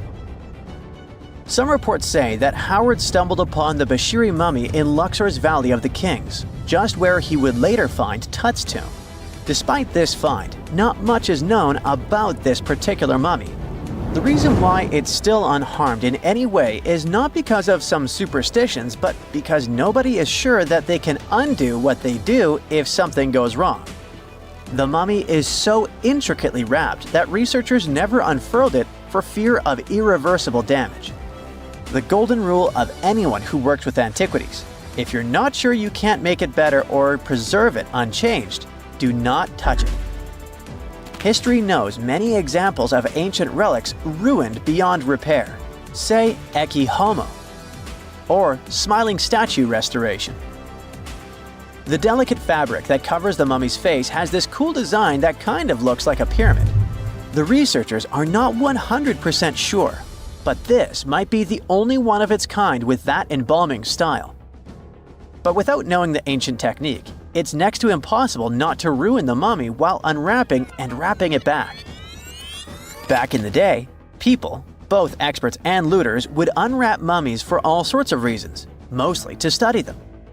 Luckily, these days, we have advanced tech that lets us check out what's inside a sarcophagus without having to unwrap anything. After taking a closer look at the Bashiri mummy, researchers figured out that it belonged to a man who was around 5.5 feet tall and lived during the Ptolemaic era, which makes this mummy roughly 2,300 years old. The Egypt Museum shared that the X-ray scan also uncovered an inscription of the guy's name, but it's a bit tricky to tell if it says Pacheri or Nenu, adding to the intrigue. The museum also pointed out that the fancy casing the mummy is in features all sorts of decorated scenes. You can see the mummy lying on a bed, flanked by deities Isis and Nephthys, along with the 4 sons of Horus. Plus, there are 2 images of the funerary god Anubis at the feet of the casing. By the way, Bashiri mummy is not the only one that has remained untouched. This is Issa Temkebde, and Gaston Maspero, a French archaeologist, made the decision to leave her mummy untouched, wanting to keep her resting peacefully since she was in such amazing shape. He did mention, though, that her tomb had been raided long ago. Thanks to some X-ray work, we learned more about the mummy. The scans revealed a few artifacts still wrapped up with the wife of a high priest, including amulets around her neck, right arm, and forehead. The X-rays also showed she had some dental issues and arthritis in her knees. While she passed away as an older woman, it's tough to pinpoint her exact age. However, various sources from her son's reign indicate that she was held in high regard in the kingdom. Isitemkebd served as the sister wife of Penejam II. You got me right, they were related by blood and were siblings, but back then it was pretty common to get married this way to preserve the purity of the bloodline. Say that to Habsburg, duh. Their chase for purity only led to inbreeding and the notorious Habsburg's jaw. Right, I guess we should not judge ancient Egyptian rules and morals, but what we can say for sure is that both Bashiri and Isitemkebd were incredibly lucky to stay untouched. The odds were not in King Tut's favor, though. The researchers' work hit him hard. The tomb itself was discovered in 1922, but it wasn't until 1925 that the nested coffins were opened during an excavation. The outer coffin, held together with silver pins, opened up to show another coffin shaped like a mummy, decorated with colorful glass and flower garlands. There were worries about the king's mummy because it had been exposed to moisture. The middle coffin was pretty heavy and didn't have any handles, so they had to be super careful taking it out. Inside the innermost coffin, which was solid gold and wrapped in a red cloth, they found the royal mummy, and this all went down on October 28, 1925. Tutankhamun's mummy, measuring about 6.07 feet, fit snugly into the innermost coffin, which was 6.17 feet long. You can already tell there was a problem, right? Imagine how hard it is to extract something as fragile as an ancient dried-up mummy, especially when there's not much room for maneuver. Plus, the mummy looked sus. It was pitch black. Howard Carter, the lead archaeologist of the expedition, estimated that around 2 buckets worth of oils had been poured over the mummy. But care had been taken to avoid the mask and feet. It was made to preserve him better. The body was positioned at a slight angle in the coffin, and there was a noticeable difference in the amount of dark oils on the right and left sides, indicating that the coffin might have tilted while being lowered into the sarcophagus. This oil created moisture inside the coffins, and over time, it reacted chemically, which Carter described as a sort of slow, spontaneous combustion, leading to the carbonization of the linen wrappings. Unfortunately, the combination of heat and moisture took a toll on the mummy's trappings as well. The crooked flail fell apart, the resin scarab cracked, and the threads holding the hands and mummy's bands started to decay, making everything quite fragile. Plus, the oils hardened over the years, effectively gluing the mummy and mask to the coffin's bottom. To try and separate the mummy from the inner and middle coffins, they were placed in the sun for several hours, reaching temperatures of 149 degrees Fahrenheit. Despite this effort, the mummy remained stuck, so the initial examination had to be done right where it was. The first part of Tutankhamun's mummy the researchers checked out was his lower legs and feet, meaning they started the examination from the bottom up. As they peeled back the bandages, they uncovered the first of many treasures wrapped up with the king. They took their time to carefully document and photograph everything they found. The inner layers of bandages were in pretty bad shape, mostly turning to dust, making it tough to figure out how everything was originally wrapped. Still, the overall methods matched what was seen in other nobles' mummies from that time. Lots of folded linen pads were used to shape the torso and thighs. The outer and inner bandages were made from fine linen, while the middle layers were coarser. They had some intricate bandaging around the shoulders and chest with a similar style around the groin. Each limb, along with fingers and toes, which were fitted with gold caps, was wrapped separately. Tutankhamun even wore gold foil sandals on his feet. They hoped to separate the mummy from the coffin by removing the outer bandages, but the resins had stuck the body to the coffin. So, the researchers ended up chiseling it out. To do this, they had to cut the torso in half at the hips and disarticulate the arms to continue unwrapping. Each part was treated with hot paraffin wax for stability, and later the hands and feet were reattached with resin. Finally, they used hot knives to detach the head from the mask. To check the teeth, it was decided to make an incision around the jaw and neck, which was later fixed with resin. So technically, the scientists did all they could to preserve the mummy, but still, in a way, it ended up being damaged beyond repair. What do you think? Should they have left it in the coffin? Or did they do the right thing? Let us know in the comments. You've just reached your perfect spot on a deserted beach. It's so quiet here that you start to doze off. But as you open your eyes, you are shocked. Wait a minute. Is that an actual house that's just been washed up on the shore? It may sound like the beginning of a sci-fi novel, but not if you live near this beach in El Salvador. There's a mysteriously abandoned house there that looks as if it's just been washed ashore. How did this villa end up there? How long has it been here without anyone noticing it? This mysterious construction is 46 miles south of El Salvador's capital, San Salvador. Locals say the building used to be a hotel called Puerto Ventura. At the time it was built, its main attraction was the fact that it was really close to the sea. Unfortunately, the engineering behind it wasn't well planned out, all because locals didn't need any official permission to start the construction. The hotel was too close to the water and dangerously exposed to the elements. The Roman-style villa is now a mere 50 feet from the edge of the sea when the tide is low. It can only be accessed in the morning because later, the tides fill the first floor with salt water. What's now left of the hotel looks like the ruins of a 2-story house. The front part is very impressive, with Roman-type pillars. It also has wide windows on the second floor. You can still see parts of the iron structures and remains of what used to be the gateway to the second floor. There are some bleachers at the top of the building. They're sometimes used by tourists. More and more people are now browsing the area, taking photos, even though the building is obviously not safe for climbing. There's little information on how long it's been sitting in its current location, but some locals say it's been there for at least 20 years. It had remained a local secret for years before it was discovered by a TikTok user in 2021. But that doesn't answer the question. How did the hotel end up in another location altogether?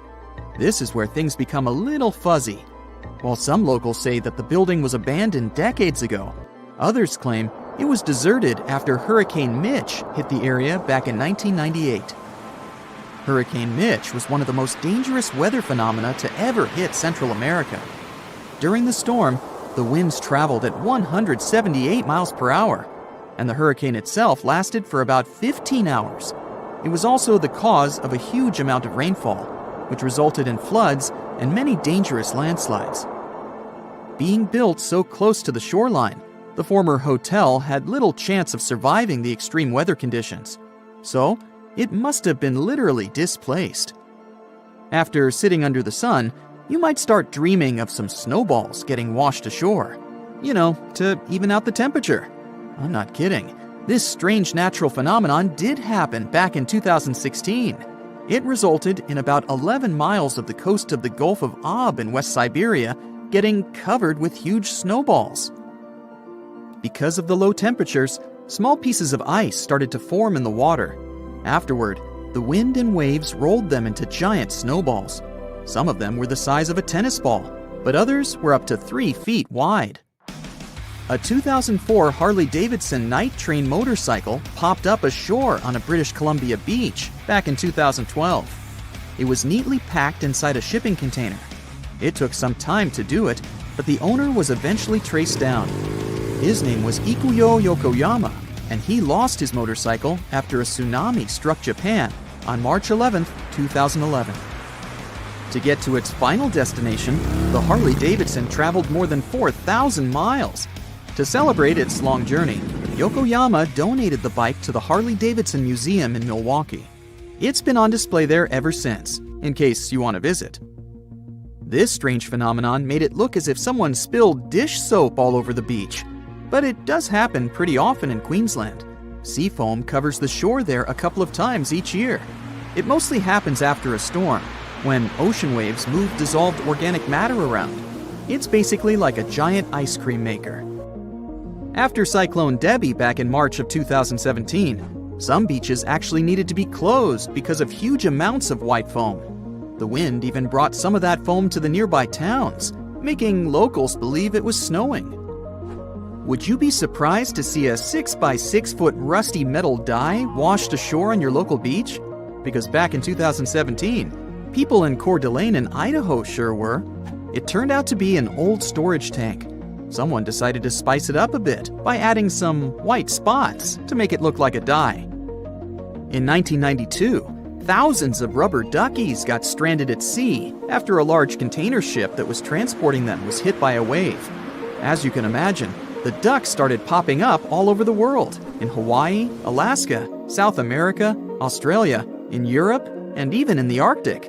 It's estimated that a couple hundred of those unlucky rubber ducks are still out there. Interestingly, they turned out to be very useful to scientists.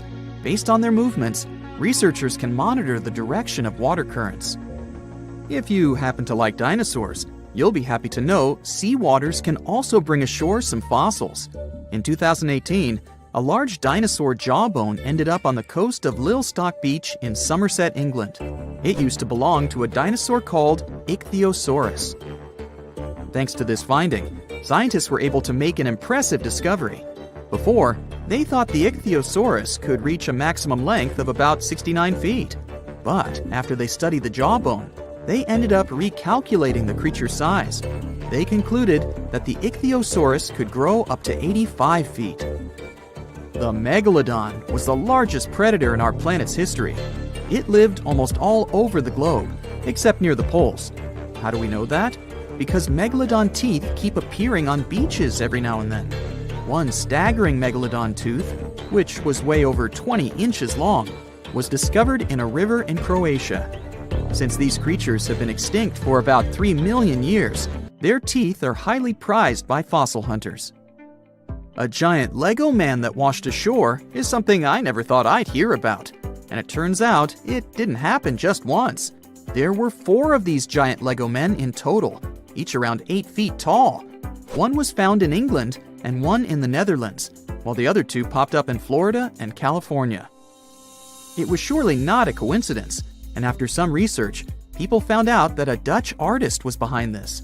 Ego Leonard started this project as a personal statement campaign. A short film was even made about this, and it was called No Real Than You Are. This sentence was written on each of the 4 Lego men put to sea. A bundle of over 50 letters was washed ashore in New Jersey on a beach in Atlantic Highlands back in 2012. It happened shortly after Hurricane Sandy had struck the area. A 14-year-old boy found the letters and gave them to his mom. She was so touched by them that she decided to carefully dry and return them to their owner. The letters were the correspondence of 2 people named Dorothy and Lynn. They were dated between 1942 and 1948. The last was written a week before their wedding. With the help of an online genealogy site, the woman reached Dorothy and returned the letters to the 88-year-old woman who was living in a retirement home. No man shall ever find my tomb. That's what, according to rumors, Cleopatra once said. Rumor has it really wasn't about the gender. She wanted no living soul to disturb her, and I think she meant that no human would ever discover the location of her grave. But, surprisingly, it was indeed a woman who was closer than anyone before to finally discovering the Queen's resting place. Meet Kathleen Martinez Berry, a criminal lawyer turned archaeologist. She got so intrigued with Cleopatra's story that she packed her bags and went to Egypt with no official support and even no permission from the authorities. All she had was pure determination to find the Queen's tomb. Now, you could say Kathleen had always been ahead of the game. She skipped grades in school, mastered piano, chess, swimming, and martial arts, and grew up listening to top intellectuals debating in her home. And she even got her law degree at just 19, and archaeology was her side passion. She had never actually been to Egypt, never dug up a single artifact. But her fascination with Cleopatra went all the way back to an argument with her father in 1990. That day, she walked into his library looking for a copy of Antony and Cleopatra by Shakespeare. Her dad, Fausto Martinez, a professor and legal expert, casually called Cleopatra a seductress. Kathleen wasn't having it. She fired back, arguing that history had been totally unfair to Cleopatra. The Romans, she said, wanted to destroy her reputation, and for centuries, people had just believed their version of the story. The debate went on for hours, and in the end, her father admitted maybe he had judged Cleopatra too harshly. That conversation changed everything for Kathleen. From that day on, she read every ancient text she could find, especially Plutarch's account of Cleopatra and Mark Antony. The more she learned, the more convinced she became that Cleopatra wasn't just some queen who fell for the wrong guy.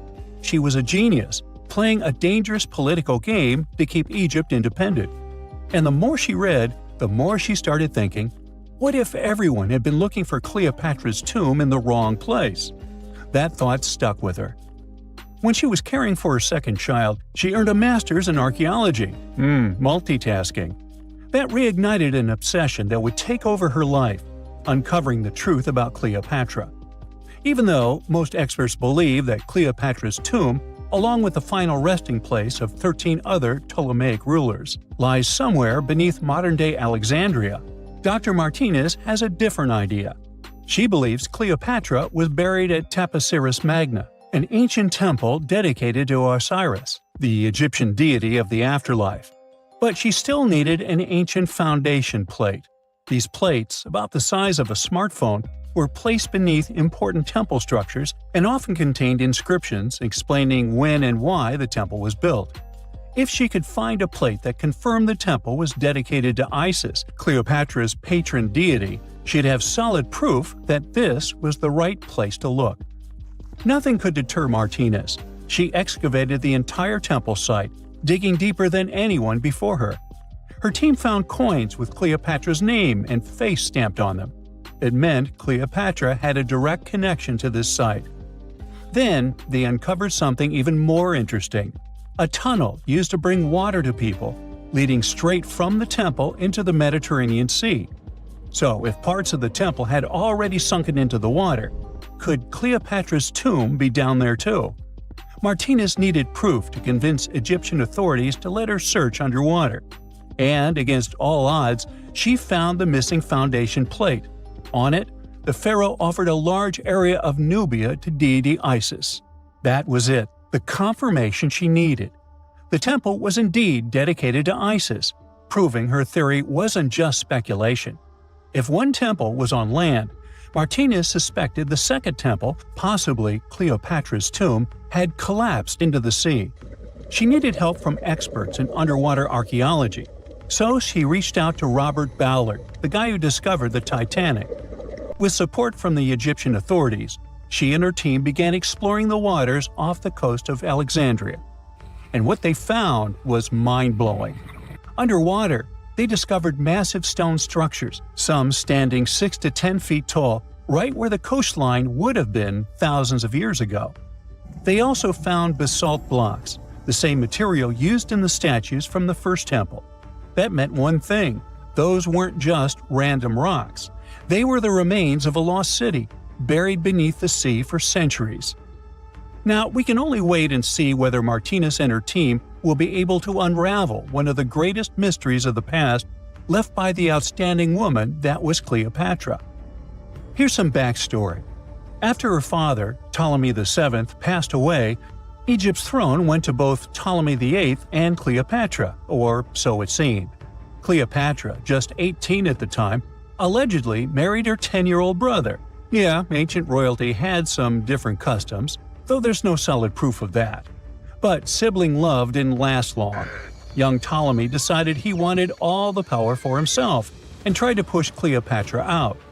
Forced to flee the country, she didn't just sit around feeling sorry for herself. She raised an army, ready to march back and take what was hers. That's how, at 21, she was already in the Sinai Desert, leading an army and planning her return to the throne. Now, by that time, Cleopatra had already been locked in a powerful political, and not only political, alliance with Julius Caesar.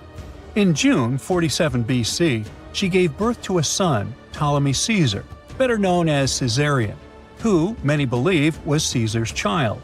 But that didn't stop her from playing by Egyptian royal rules. And her husband number 2, her other brother, Ptolemy XIV. Yep, despite her ongoing affair with Caesar, Cleopatra married yet another sibling, because, in her world, keeping the throne in the family was the name of the game. Now, marriage aside, Cleopatra's bond with Caesar stayed strong. She even traveled to Rome with Ptolemy XIV for a state visit. But instead of playing the role of a dutiful queen, she stayed in Caesar's private villa by the Tiber River. But after Julius Caesar lost his life in 44 BCE on the Ides of March, Cleopatra's political standing became shaky. To make matters worse, her brother-husband Ptolemy XIV passed away soon after, and some suspect Cleopatra had a hand in it, leaving her as the sole ruler of Egypt. Meanwhile, back in Rome, Mark Antony was rising to power as Caesar's presumed successor. Wanting to size up the Queen of Egypt, he summoned Cleopatra, and she did not disappoint. Sailing into town on a lavish barge dressed as a deity, Cleopatra made quite an entrance. Antony was instantly mesmerized, so much so that he left his third wife back in Rome and followed Cleopatra to Alexandria, where their relationship turned into a full-blown royal affair. The two had 3 children together. Together, they waged war against Caesar's adopted son, Octavian, in a battle for control of the Roman Empire. The last time the queen was seen, she was in her mausoleum, dressed in full royal splendor, diadem on her head, lying on what Plutarch called a golden couch. When Antony and Cleopatra lost at Actium, Octavian's forces marched into Alexandria. Cleopatra apparently knew the end was near, so she locked herself inside her mausoleum, surrounded by gold, silver, pearls, and priceless art. Those were the treasures she threatened to burn rather than let the Romans take them. Antony, meanwhile, wasn't going to let the Romans capture him alive. He wounded himself with his own sword, but before he passed away, he was carried to Cleopatra's side. She held him as he took his last breath in her arms. A little over a week later, Cleopatra made her own choice.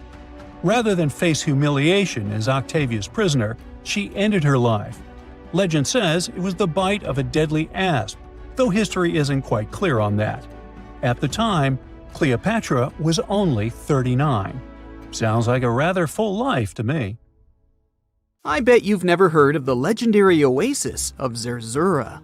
This ancient city is said to be hidden somewhere deep in the Sahara Desert, and its discovery could mean unimaginable riches and untold secrets. According to an anonymous 15th century Arabic guide, the key to unlocking the city lies in the beak of a bird carved on the city gate. Zerzura might not be as popular as Machu Picchu or the pyramids, but that just makes it more mysterious. Legend has it that Zerzura is built around this big oasis somewhere in the desert west of the Nile. Apparently, it's made out of white stone and has all these luxurious houses and gold decorations. The story goes that a scribe wrote down the account of a traveler who stumbled upon Zerzura while looking for his lost camel. At one point in his journey, the man got caught up in a sandstorm, where he got separated from the rest of his group. The traveler kept wandering in the desert for days, and then, out of nowhere, two men showed up and guided him to the city of Zerzura. The traveler described this city as an oasis filled with little birds and made out of pure white stonework. The city is also said to be guarded by giants. In 1835, an English Egyptologist named John Gardner Wilkinson mentioned the city in one of his books. He spoke to a man from Egypt who found the city by accident after days of wandering through the desert. He mentioned some ruins, unusual stonework, and a large oasis surrounded by palm trees. The man even gave some instructions on how the city could be found, indicating that it might be in the western desert of Egypt. But here's the kicker. Even though a group of explorers went out to find Zerzura, they didn't succeed. At the same time, they did stumble upon a bunch of previously unknown oases. In the early 1900s, numerous expeditions were sent to find the city, including one with a fleet of Ford Model A trucks. But, alas, none were successful. Others say Zerzura did exist at one point, but not anymore. It's possible it was swallowed by the desert.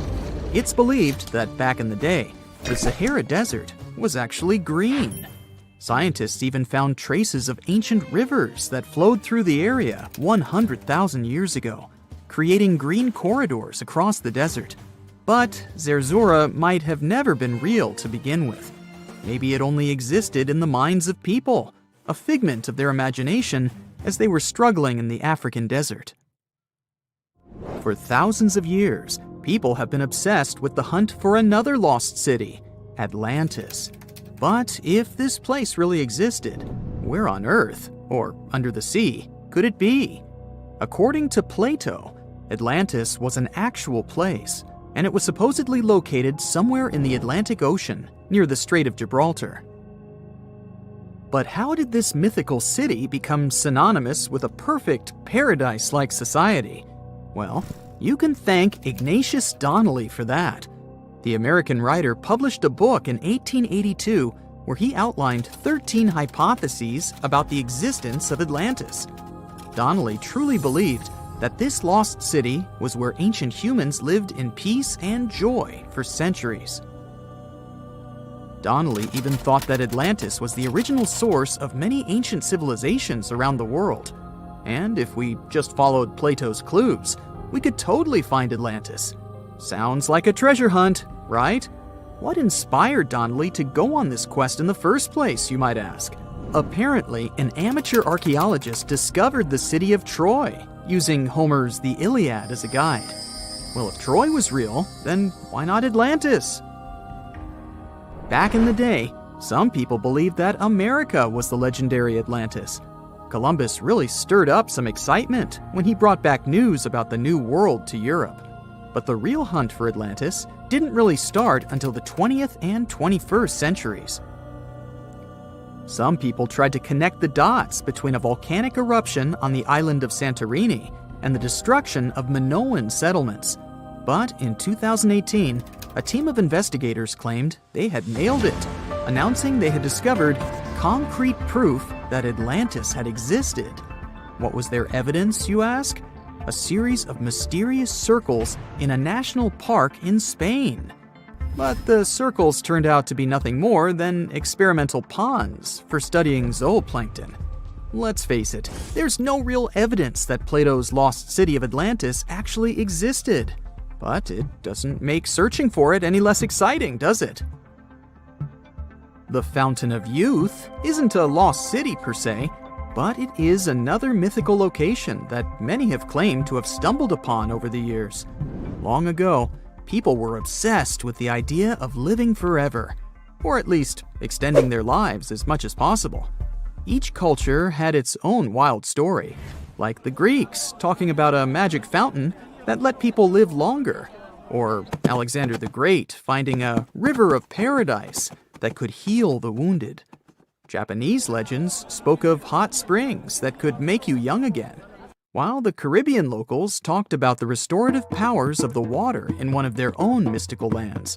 Explorers searched far and wide for these magical waters, but nothing. Probably the most famous of all was the story of the Spanish explorer Juan Ponce de Leon, who thought he'd found it in Florida. Now, Ponce de Leon was quite a character.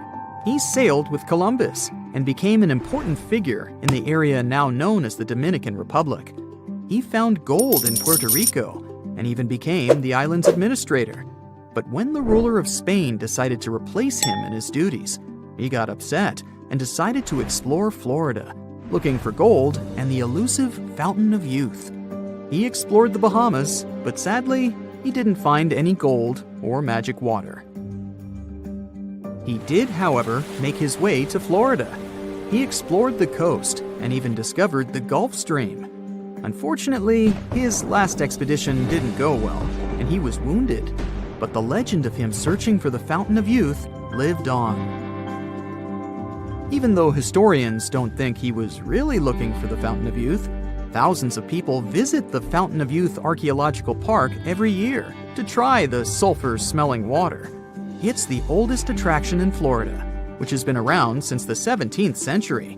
Some say the water has unusual properties, but I'll leave that up to you to decide after you visit this place.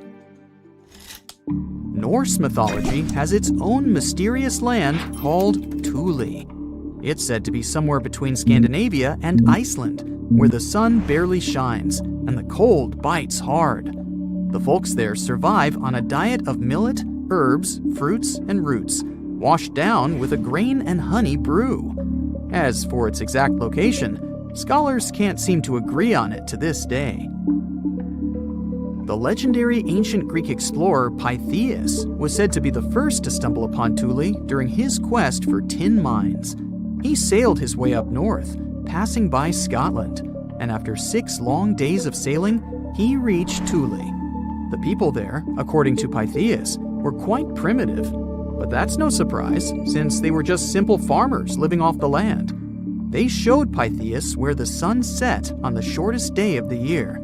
They also told him that in winter, the sun never rose at all, and in summer, there was no night. For many years, historians have been debating the true identity of this mythical land of Thule. Some say it's Iceland, while others claim it's Norway. A little bit of progress has been made recently with the help of a team of researchers. If their findings are correct, Thule might be the elusive island of Smola. That's farther south than any of the Norwegian islands that were on the list of contenders. It may be too soon to celebrate, but it does look like Thule has finally been found. Unlike many other ancient Egyptian burial grounds, King Tutankhamun's tomb stayed hidden and free of unwanted thieves for 3,000 years. One reason was that the tomb was smaller than average and tucked away in a place called the Valley of the Kings. This area was already being extensively explored by the time they stumbled upon Tut's spot. The entrance was all covered in debris from building a nearby tomb, which must have also helped keep it a secret. There were also zero writings or signs on the outside of the tomb. Time passing also played a part in keeping it in amazing shape until the 1920s, when a man named Howard Carter finally made it in. But was Carter that big of a hero? Some recent findings say he might have been sneakier than initially thought. People used to think Carter wasn't just a glorified treasure hunter, he was a true archaeologist. Before Tut, he had been on a relentless quest for Egyptian artifacts. He discovered his interest in these unusual objects when he was a child, and soon started drawing the sculptures and inscriptions that were found in ancient tombs. After stumbling upon the remains of King Tut, Carter spent a decade recording and processing all sorts of objects, like golden thrones, chariots, and statues from Tut's tomb, shipping them down the Nile to Egypt's museum in Cairo. Well, at least that was the official story. More recent discoveries claim that not all of the objects made it to Egyptian officials. A secret letter seems to uncover Carter's little 10 for them, 1 for me policy. The letter in question was sent to Sir Alan Gardiner, a philologist and friend of Carter's, dated from 1922. In these writings, Carter mentioned having found the tomb and was asking his buddy for some advice. In another letter from 1934, Gardiner seems to be thanking Carter for an amulet, which was sent to him as a thank you gift. Carter was adamant that it didn't come from Tut's tomb, but evidently it did. Even the British director of the Egyptian Museum was onto Carter's sneaky endeavors, but couldn't prove it. He compared Gardiner's amulet to others from Tut's tomb, and lo and behold, they were a perfect match. Gardiner was so disappointed to have been put in such a sticky situation that he vented to Carter in another letter. Deciding to be a good friend, Gardiner didn't throw the famous archaeologist under the bus. Instead, he advised Carter to take those stolen goods back to Cairo, just like he'd advise you to like this video and subscribe to the Brightside channel for more amazing videos on the most unique topics in history. It's not the only shady piece of information on Carter's post-discovery behavior. In 1947, a man named Alfred Lucas, who used to work with a controversial archaeologist, gave some information in an obscure journal in Cairo. He claimed that Carter sneakily cracked open the burial chamber door himself. Then he sealed it back up like nothing had happened before the official uncovering. Now, why would he do that? Well, the same theory suggests that Carter and his crew might have entered the tomb early so they could get their hands on some ancient goodies. Obviously, these people couldn't risk having such objects sold while they were still alive, but made sure they were auctioned off after they passed. Carter, though, never confessed to anything.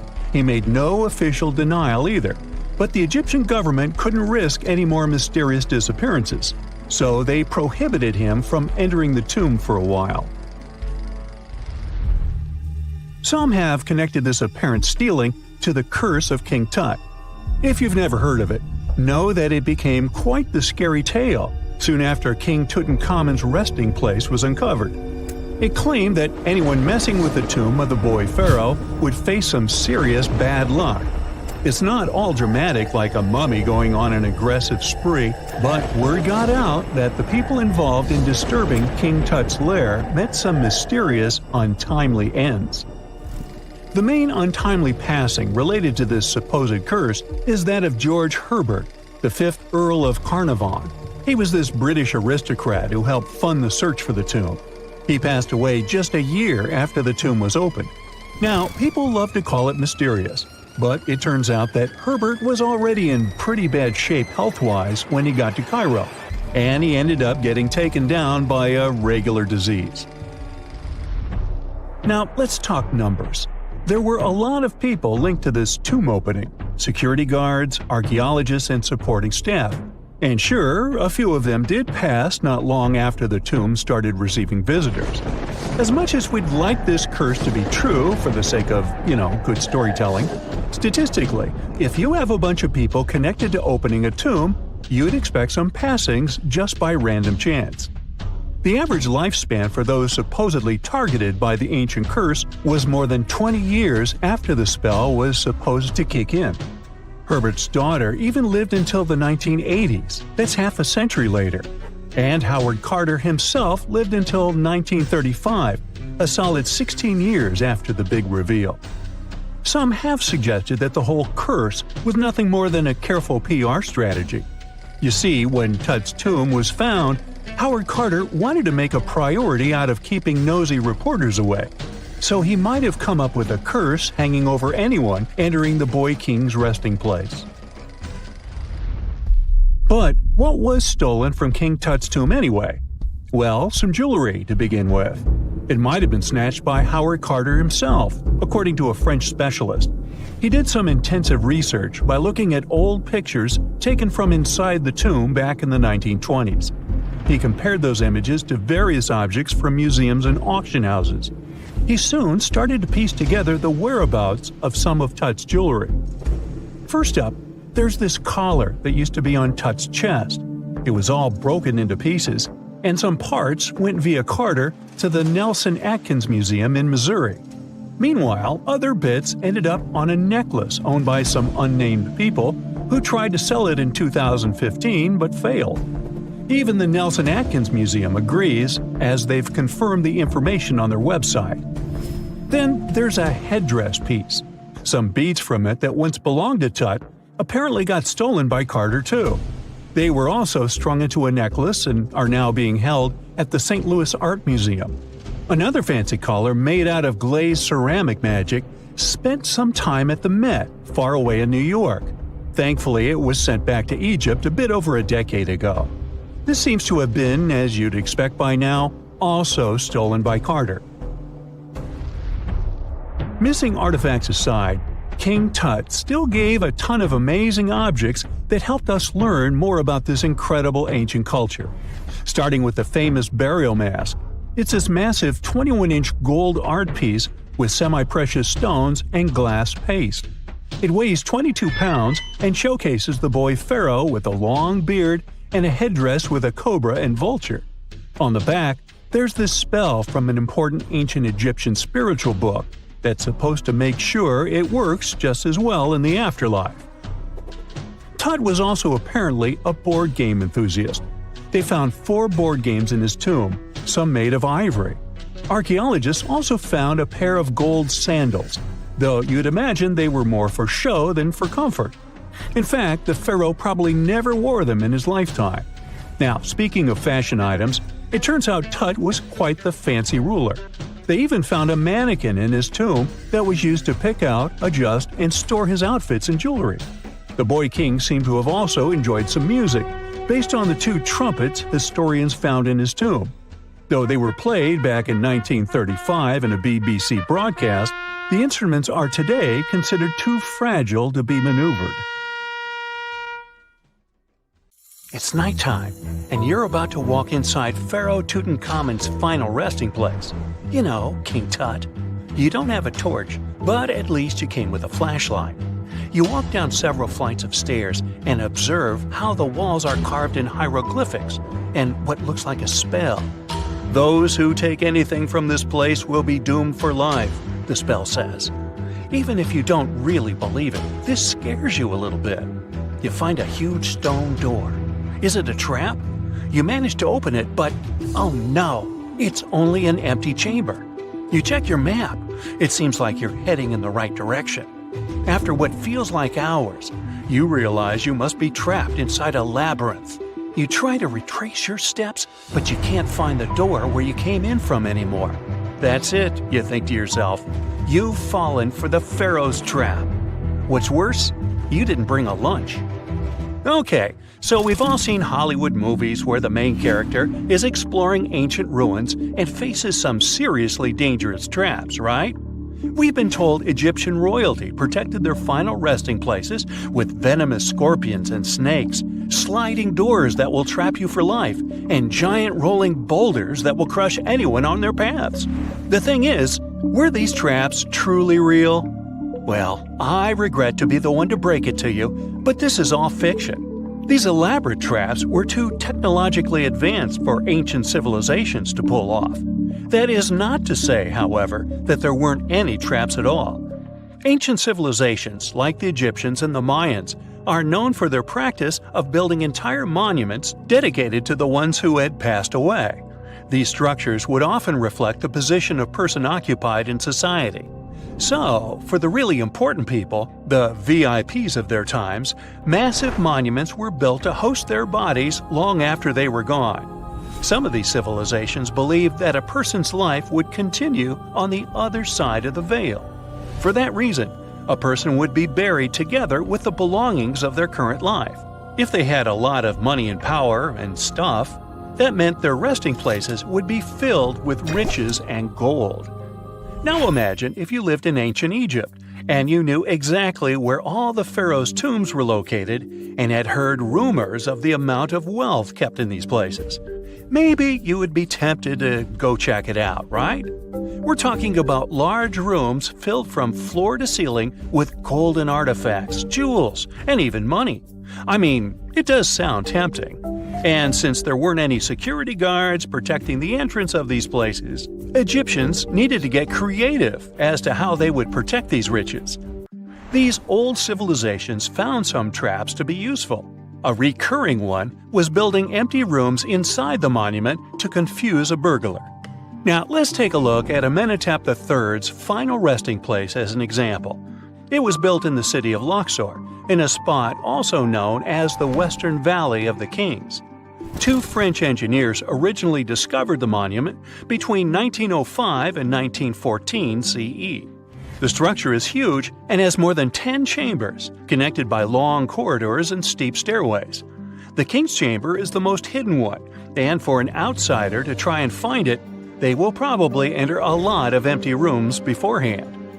Other pharaohs tried to protect their riches by commissioning monuments with false doors concealing pits that were up to 20 feet deep.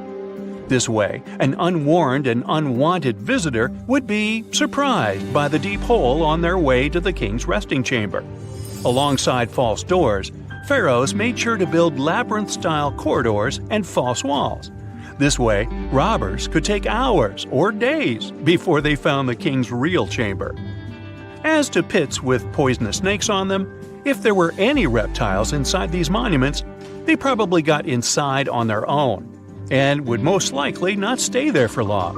There is no way snakes would survive years and years without food inside these pits. So yes, another Hollywood-induced belief right there.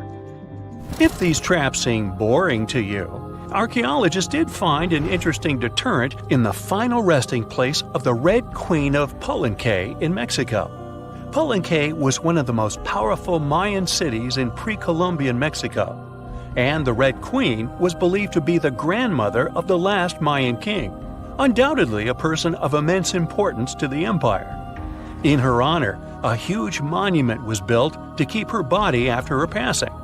The discovery of the tomb itself was already thrilling.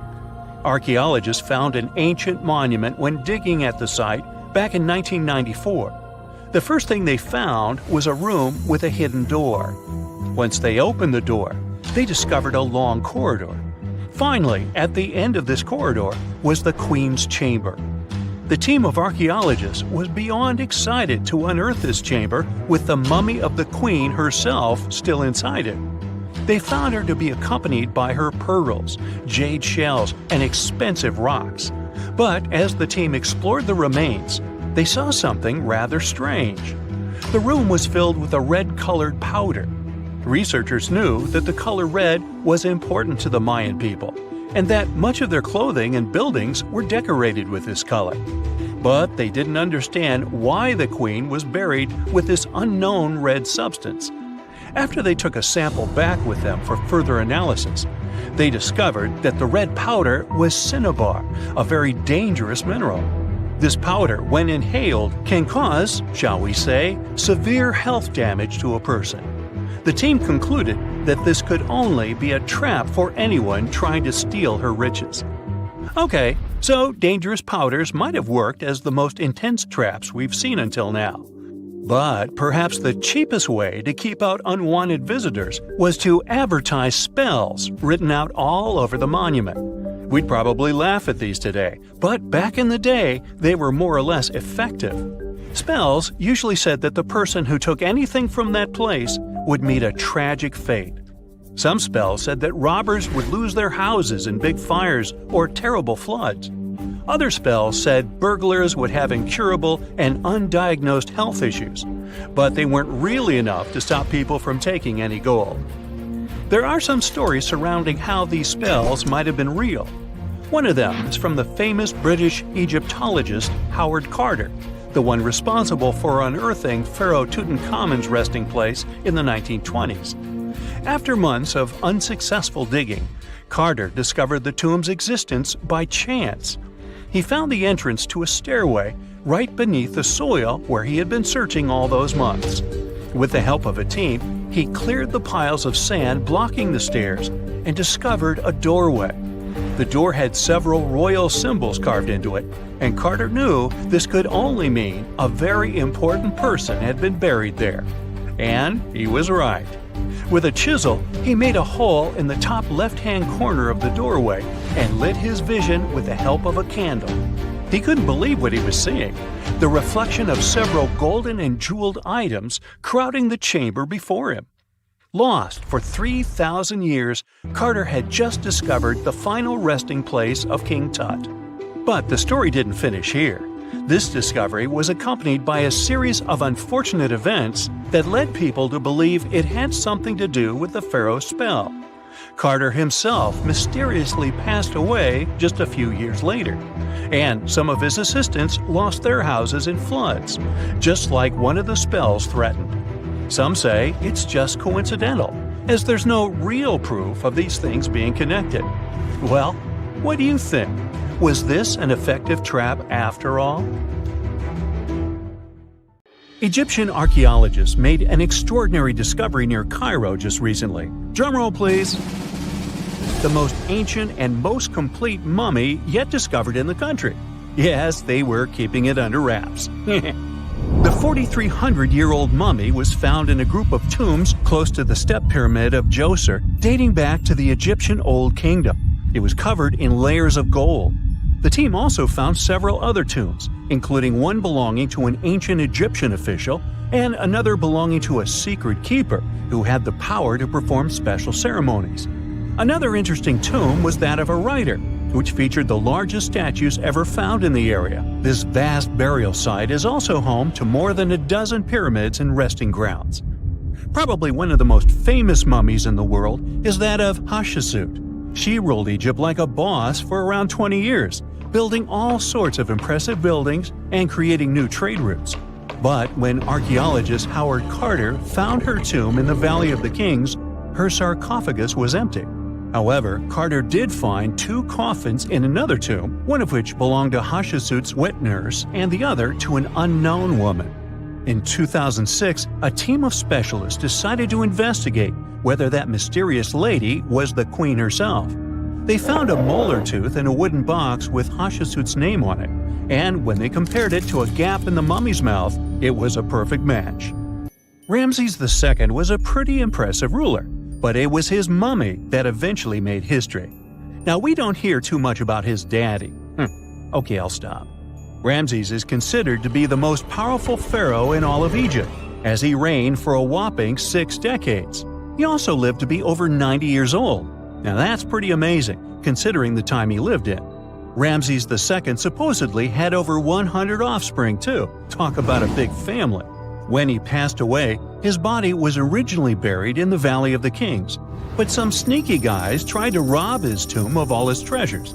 Officials back in the day weren't having any of that though, so they moved his body to a secret location to keep it safe. Fast forward to the 1800s, and Ramses II's mummy was discovered along with a bunch of other rulers and important officials. But it wasn't in the best condition, so archaeologists flew it to Paris to get it, pampered. Problem was, he couldn't just be transported into another country.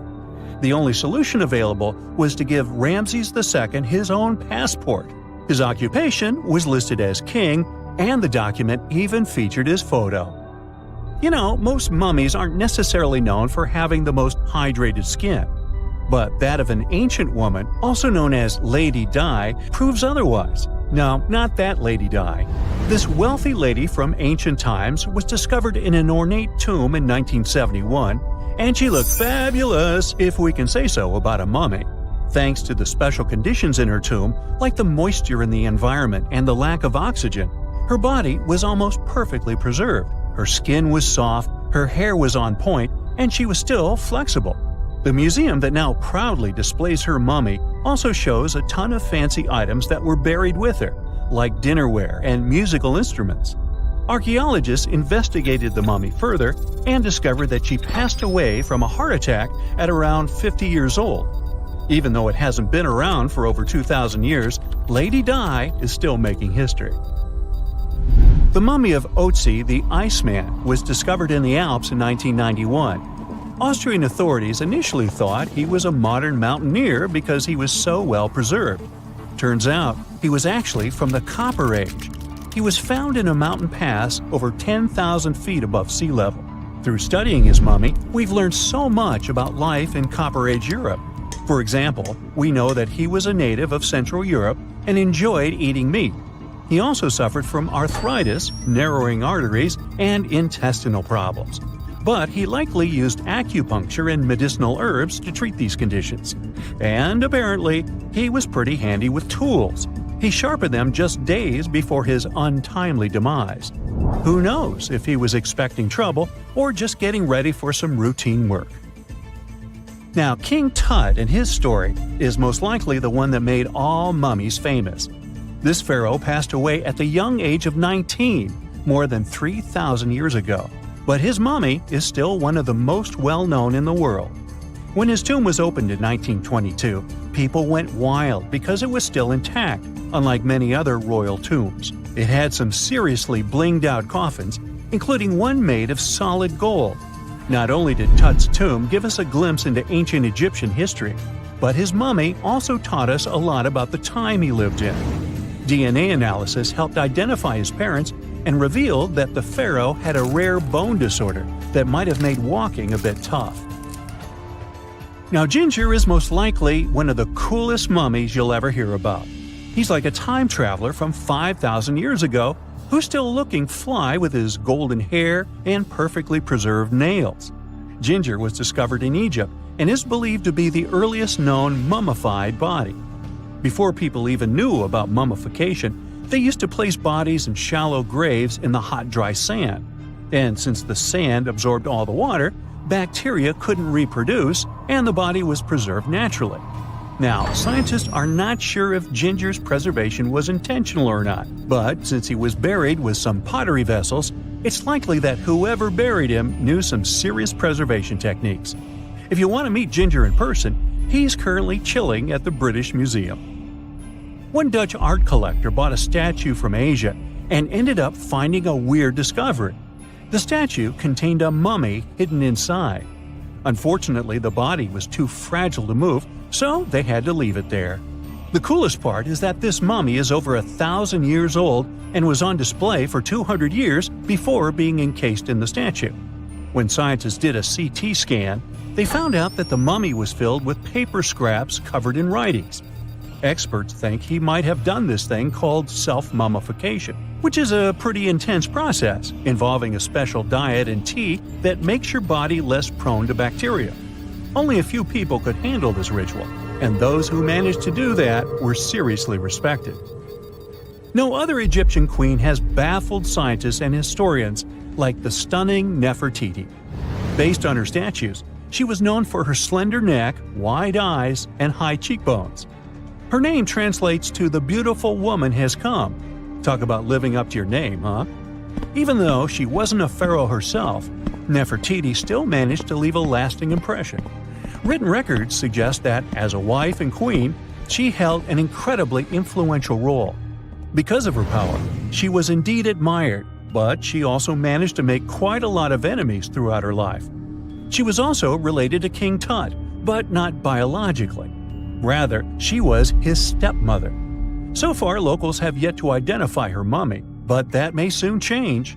A local Egyptologist who has been busy excavating tombs in the Valley of the Kings has found 2 mummies that he believes could be Nefertiti and her daughter.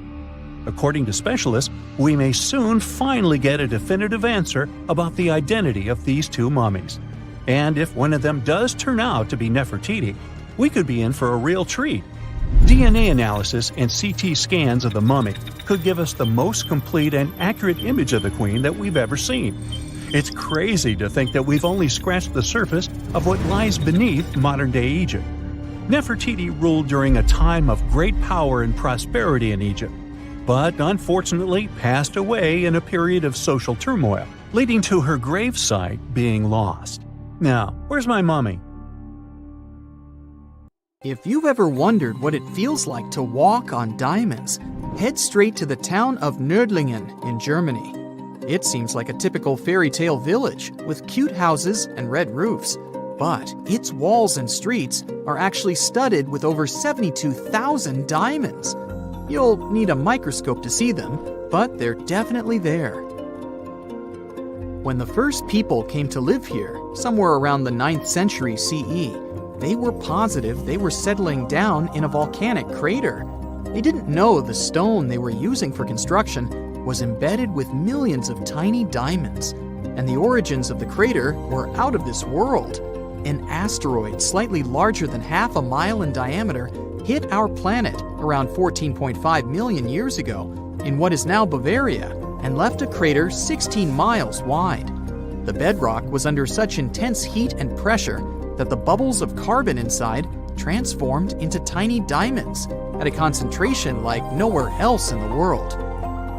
The locals didn't pay attention to their houses, built of what was left of that asteroid impact, shimmering on sunrise.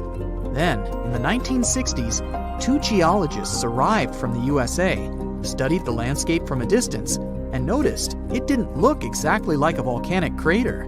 After further research, they realized their theory that the crater was shaped from above and not from below proved right. They even had to change school books after the discovery, not to mislead the students. Once the word of the crater had spread, NASA got interested in it and sent their Apollo 14 and Apollo 16 astronauts to visit it to learn about what kind of rocks they'd find in space and which of them were worth bringing home. A moon rock that arrived with one of the missions is now on display at the local museum, and astronauts still visit the place.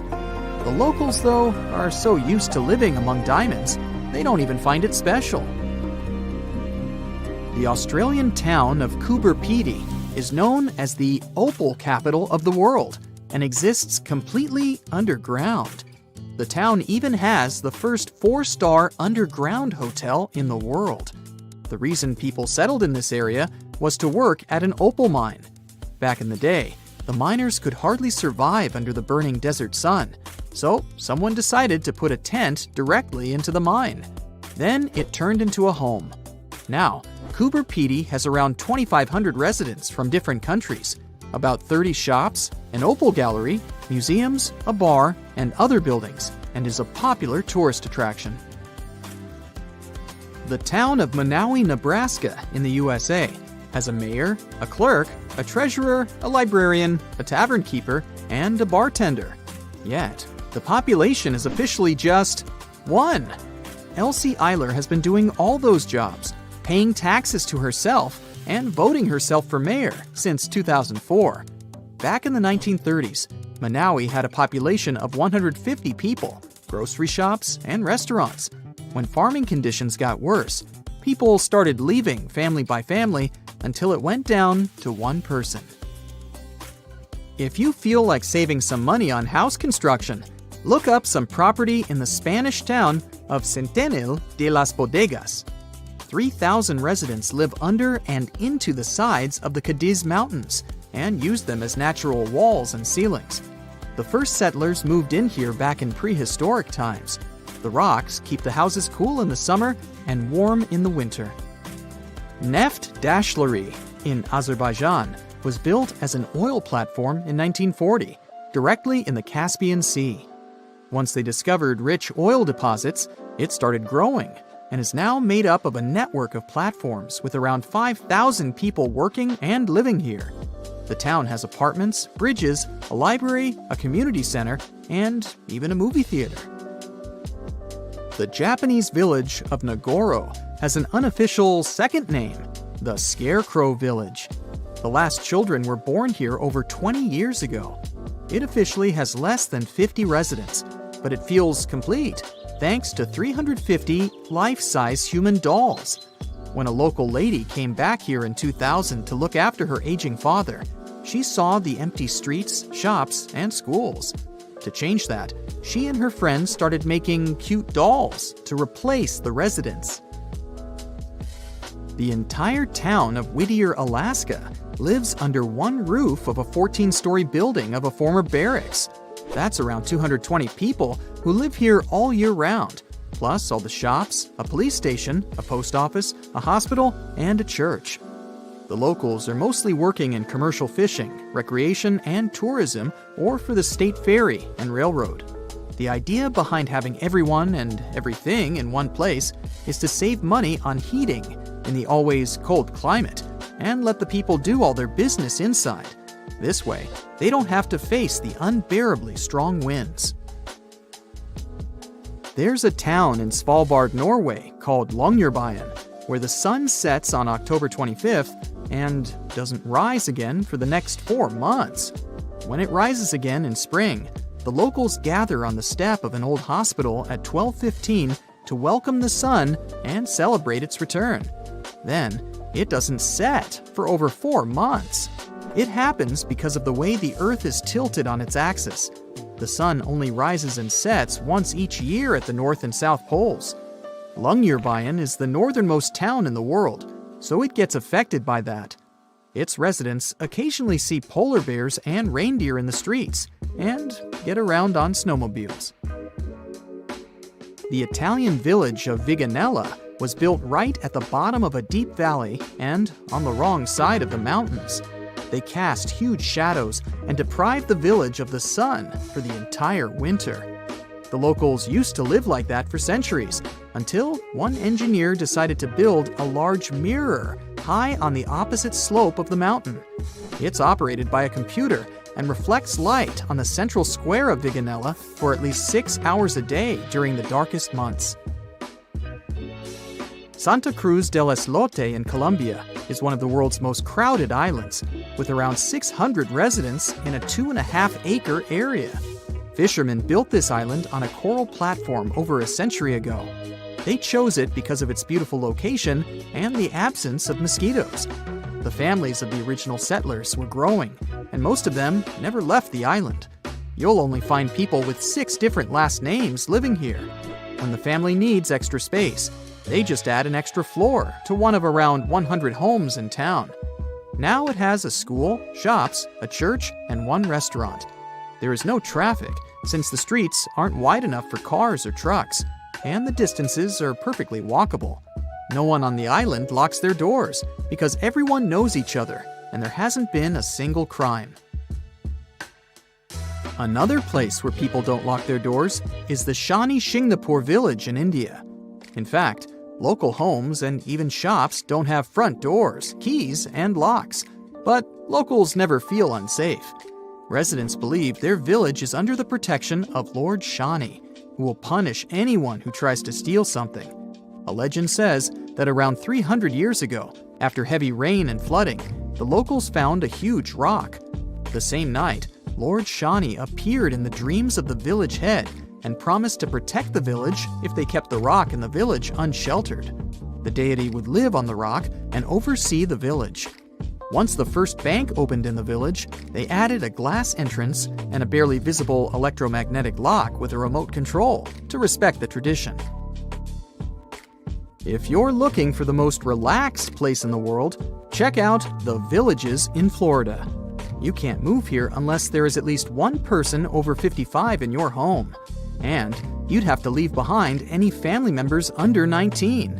The most popular means of transportation in the villages is a golf cart. There are all sorts of free fun activities for the residents, so it's far from boring. Stonehenge took approximately 20 million man-hours to build. For comparison, an average human doesn't live much over 700,000 hours. This is Jack, one of the first builders of Stonehenge. Let's say Jack lived to be 80 years old, which is extremely improbable, but it makes it easier for me to crunch the numbers, thanks. If Jack had spent his entire life, from age 0 to age 80, working on the Stonehenge project, it would have required approximately 28.5 generations of people doing the same thing to complete it. That's next to impossible. To make it more plausible, let's multiply that by 2. After all, Jack wouldn't want to dedicate his entire life to moving stones, and he didn't live to be that old.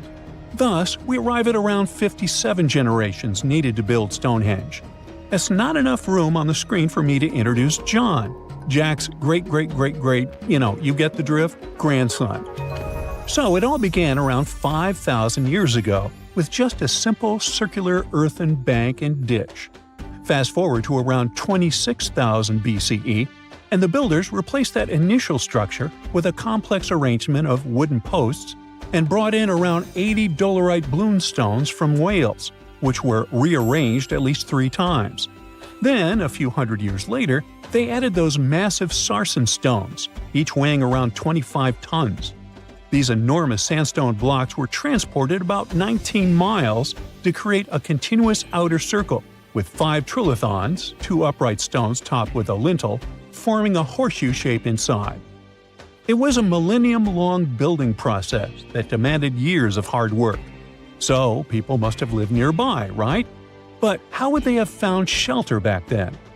Today, we have houses for builders on site, small accommodations that serve as temporary housing. But structures like this definitely didn't exist when Stonehenge was constructed, did they? Well, actually, they existed, and some recent archaeological digs near Stonehenge prove it. Archaeologists found this Stone Age eco-home, which is a huge deal since it's one of the earliest settlements in the area. This newly uncovered Mesolithic home dates back to around the year 4300 BCE. Let's take a closer look at this house, shall we? Now, for the walls, people back then used a large fallen tree, its trunk to be more precise. These wooden walls were reinforced with flint, and they even lined the pit left by the uprooted tree with cobblestones. To create the roof, they opted for animal hides, which sounds like a wise choice. They must have provided protection against the unpredictable weather of the British Isles. Now, you might be wondering, the weather in Britain is indeed unpredictable, and it has been that way since time immemorial. So, how did the builders manage throughout most of the year, particularly during the winter months? Well, the answer is simple. There was a hearth on site, which isn't surprising, but the system they employed was quite ingenious. A hearth inside the house would have posed too great a risk, yet bringing hot stones into the dwelling was perfectly safe. While they were hot, they couldn't ignite the building. So they used these stones from the hearth as a heat storage system to keep warm at night. And as a final touch, they even incorporated various stones for decoration. They didn't exactly get a Pinterest house, but it added a touch of elegance for sure. And if you think this discovery is merely about the houses, think again. It significantly changes our understanding of how people lived during that time. This discovery places them in an important prehistoric setting right at the start of the Neolithic area, sparking some interesting questions about whether these early folks could be related to the people who built Stonehenge. But there's a big worry. Experts are concerned that this significant find, along with other buried archaeological sites, could be at risk if the authorities go ahead with plans to build a tunnel to reroute the A303 away from the World Heritage Site. Sure thing the house the scientists found wasn't in perfect shape, and it lacked some crucial elements people use for living. Some of them decayed over time, while others were simply absent. So the scientists took 20 tons of chalk, 5,000 hazel rods, and 3 tons of straw, and used all this to recreate the 4,500-year-old design houses. These new buildings are located close to Stonehenge, which is incredible since in this area, planning permission for even a new cowshed is problematic. So, what are these houses like? Well, first off, there are 4 of them, and they're oval-shaped. They're built on the foundation of real houses that stood there about 4,500 years ago, just around the time the Stonehenge Eco House was going up. The houses aren't very big, they're single-room structures. When it comes to dimensions, it was straightforward to estimate since we could gauge the size of the roof and the height of the walls based on the foundations. Each side measures about 16 feet. However, the roof structure remains a bit of a mystery. There were a few differing thatching techniques back then, so pinpointing the exact method used for these dwellings is kind of a guessing game. For now, we think it involves knotted or tied straw carefully secured onto a hazel-woven frame. When fires are lit, the smoke from the hearth wafts up through the thatched roof. Now, remember those 20 tons of chalk? That was needed for the floors and walls. The white chalk walls and floors reflect sunlight and capture heat from the fire. But here's the kicker. The builders encountered a challenge because the ground was so waterlogged that some of the chalk floors took weeks to dry out. By the time they should have been bone dry, they were still as sticky as chewing gum. Now, it's safe to say people 4,500 years ago faced similar struggles, and we can really appreciate what they went through while building their homes. The final layer of daub was applied using rags, giving a smooth, almost shiny finish that looks surprisingly classy. The interiors are furnished with wooden and wicker beds and shelves, along with clay pots and jars, all centered around a cozy hearth. The spaces feel surprisingly roomy and are filled with light that streams in through the thatched roof, bouncing off those white walls. Plus, the woven furniture adds a nice touch of authenticity to the vibe. The fires have been lit, and the first meal, bread crafted from flour ground on a stone mill next to the hearth, has been prepared. Those who tried the bread were pleasantly surprised by its flavor, finding it quite tasty. Now, here comes the bummer. Those who recreated the houses did cheat a little. While the materials used were authentic, the tools weren't. They used cement mixers to mix the daub, wheelbarrows to transport the timber, and logs by the hearth were split with steel axes instead of stone ones. Still, the builders aren't professionals, they're volunteers. So I think a bit of cheating is totally cool in this case. There are other volunteers on site who are more than happy to chat about the daily activities of the Stonehenge builders, from grinding grain with a quern to making rope from rushes. But these houses and the Eco House aren't the only remarkable things in the Stonehenge area. Some years ago, archaeologists uncovered a burial site close to Stonehenge that predates the monument itself. This Neolithic long barrow, dating back approximately 56 to 5,700 years, likely contains the remains of some of Britain's earliest inhabitants. The burial site was identified through aerial images that revealed its distinct shape beneath the crops. Salisbury Plain is rich with ancient sites, including Stonehenge, various mounds, and monuments. The area has remained undisturbed over the centuries, which is likely why so many ancient structures are still intact. This discovery also shows a significant shift in human lifestyle during that era, marking a transition from a nomadic existence to settled farming and animal husbandry, much like the Eco House itself. The long barrow in question measures about 85 feet long and 65 feet wide, though much of its above-ground structure has been lost to farming over the years. If this site is like others in the vicinity, it contains the remains of 30 to 50 individuals, along with cow skulls, which were significant to those early communities. Before we get into the reason why and how there are pyramids all around the world, let's talk about some of the examples. I'll start with the Pyramid of the Sun in Mexico. These folks really knew how to build a city. Their well-planned urban center spanned over 7 square miles and boasted several pyramids. But the Pyramid of the Sun is the most impressive. This giant pyramid was built way back in 100 CE and is one of the biggest structures of its kind in the whole Western Hemisphere. It's so big that it's 216 feet high above the ground. If you ever find yourself in this ancient city, you won't be able to miss the Pyramid of the Sun. It's right there on the east side of the Avenue of the Dead, the city's main north-south street.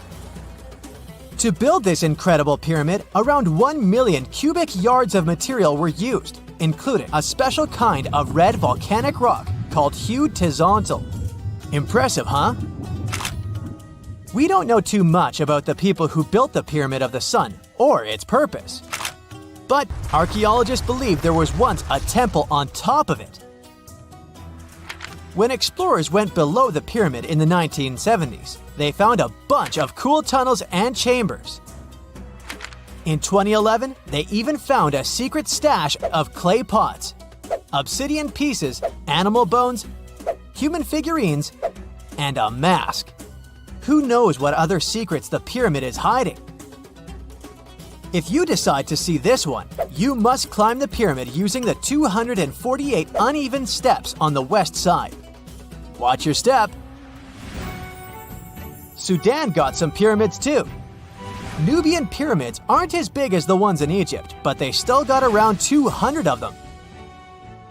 These ancient pyramids have been home to the tombs of the pharaohs of the Meroitic Kingdom for almost 1,000 years, who ruled Egypt from Nubia to the Mediterranean Sea. The pyramids at Meroe were constructed using granite and reddish sandstone. Oh, and did you know that Sudan has more ancient pyramids than Egypt? The Kushite pyramids depict the indigenous architecture and burial traditions of Nubia's Napata and Meroe kingdoms, which ancient Egypt influenced. Meroe, the burial site of over 40 queens and kings, is the most extensive Nubian pyramid site.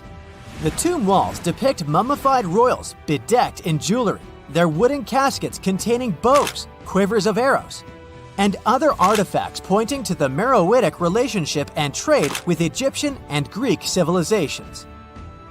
So if you're looking for some ancient tombs to explore, you may consider skipping the crowds in Egypt and heading on down to Sudan. Let's fly to Iraq to see some more pyramids. Ziggurats have fancy receding layers and tiered temples. Instead of a smooth exterior, it has tiers like a cake. Perfect for all the important work and rituals that went on inside. You can find these towering structures scattered throughout Iraq and Iran, and they're a real testament to the power and skills of the people who built them. One of the biggest and most impressive ziggurats is the ziggurat at Ur. It's basically a giant rectangular pyramid that stands a whopping 70 to 100 feet tall, with 3 levels of terraces and a temple on top. Can you imagine how many baked bricks it took to build that thing? Try 720,000 for just the lower portion. This particular ziggurat was built for Sumerian king Ur-Nammu. Similar to other ones, this pyramid has been around for thousands of years, so it got a little rough around the edges. Thankfully, the Babylonian king Nebuchadnezzar II and some archaeologists came to the rescue in the 6th and 20th centuries respectively. And now, you can find this near Talil Air Base. The ziggurat at Ur was built in 2100 BCE by King Ur-Nammu for the moon deity Nana. It was the tallest building in the city, and you could see it from miles around. It was like the medieval cathedral spire of its day. People would come here to bring their agricultural surplus and get their food allotments and seek spiritual nourishment. Sadly, the Nana temple at the top of the ziggurat didn't survive, but we do have some blue glazed bricks that may have been part of its decoration. The lower parts of the ziggurat are pretty amazing though. The architects even included holes in the temple's baked exterior to let the water evaporate from its core. Since we explored some of the pyramids on our planet, let's take a broader perspective. They can be found in many parts of the world. Egypt has over 100 pyramids, double that number in Sudan, and dozens of others are scattered in the Middle East and China. The Americas have the most pyramids in total, with more pyramids than the rest of the world combined. These pyramids are located in Mexico, Guatemala, Honduras, and El Salvador. Time to know more about the evolution of pyramids through history. The oldest pyramid is in Egypt. This pyramid was a step pyramid, which was created by placing one layer of stone on top of another. The pharaoh Sneferu is credited with creating the pyramid shape we recognize today. During his 45-year reign, he built 3 pyramids. His first 2 attempts failed, but he finally got it right with the Red Pyramid, which is considered the first true pyramid. It was Sneferu's son, Khufu, who built the Great Pyramid of Giza, which was the tallest human-made structure on Earth for almost 4,000 years. Latin American pyramids are similar to early Egyptian step pyramids, but they were built independently, with no knowledge of each other. The pyramids in Sudan were built around 700 BCE and are tall but much narrower than those in Egypt. How in the world did all these civilizations build these things without even texting each other?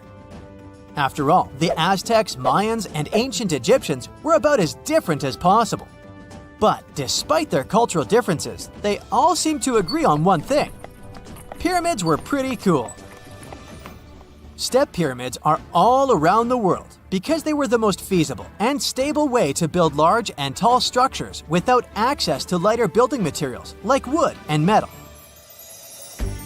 The triangular form with a square base is the best way to build a sturdy structure, and having a cube structure would require more material for less height.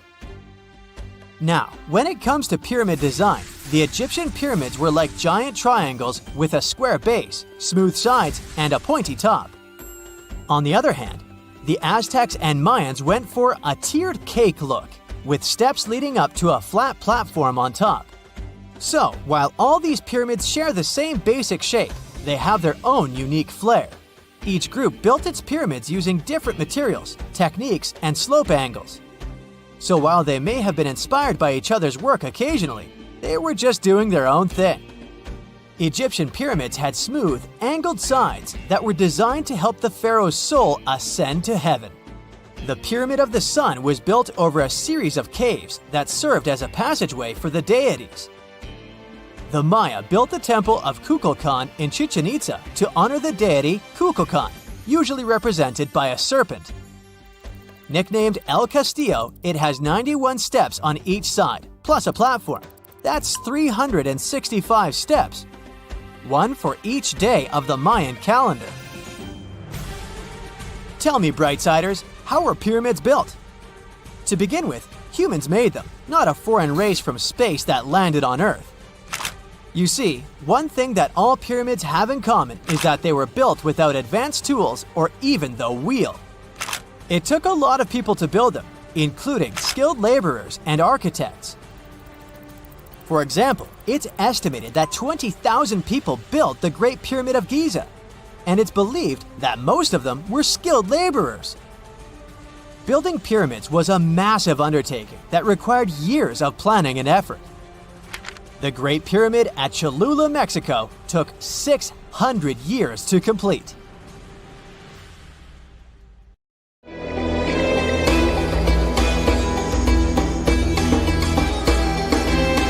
The Great Pyramid was created as the final resting place of ancient Egyptian monarch Khufu. According to legend, French leader Napoleon entered the Great Pyramid and came back out looking shaken and super pale. He never revealed what he saw inside, but whatever it was is said to have affected him for the rest of his life. When Napoleon entered the pyramid, he would have walked through a super tight and ascending passageway. He'd then go through another passageway, known as the Great Chamber. This corridor would have been much taller than the previous one, and would have cobbles too. He'd then reach the King's Chamber, the centerpiece of the Great Pyramid, which was lined with huge blocks of granite. But it wouldn't have looked as grand as we might imagine. There are no hieroglyphics decorating its walls, as Egyptians only began decorating the burial chambers of pyramids much later on. The pharaoh's tombs deep inside the pyramid would have also been filled with treasures, from chunks of gold to the world's most expensive jewelry. But this would have all been looted a long time ago. The only thing that probably would have been left in there would have been a huge sarcophagus, which would have once contained the king's mummy. He'd also have to walk past the queen's chamber. This room most likely didn't hold any queens though, as pyramids were usually only built for one person. There are mysterious tunnels leading from here. To this day, no one is really sure what they're there for. And that's not the only mysterious and creepy thing Napoleon may have encountered, as stories of pharaohs leaving ancient curses on pyramids go way back. Many pyramids had warnings written on the outside, telling of horrifying things that would happen to those who entered and disturbed the peace. We might not know what exactly Napoleon found in the Great Pyramid that scared him so much, but we know for sure what was found in Tutankhamun's tomb. Tutankhamun was an ancient Egyptian pharaoh who was only 8 or 9 years old when he took to the throne. He became a cultural phenomenon when his tomb was discovered almost completely intact in 1922. His pyramid sits in the Valley of Kings in Thebes, modern Luxor, which is in Egypt. Unlike the Great Pyramid, Tutankhamun's tomb was covered in beautiful wall decorations. The walls told the story of how he would travel to the afterlife through the underworld. Egyptians believed all people would have to take this journey, so they would fill their tombs with objects and paintings to help them get there. There'd also be spells painted on the walls. They believed this would help people pass over to the next realm. The journey would be pretty long, and for that reason, the ancient Egyptians would also fill the pyramids with food.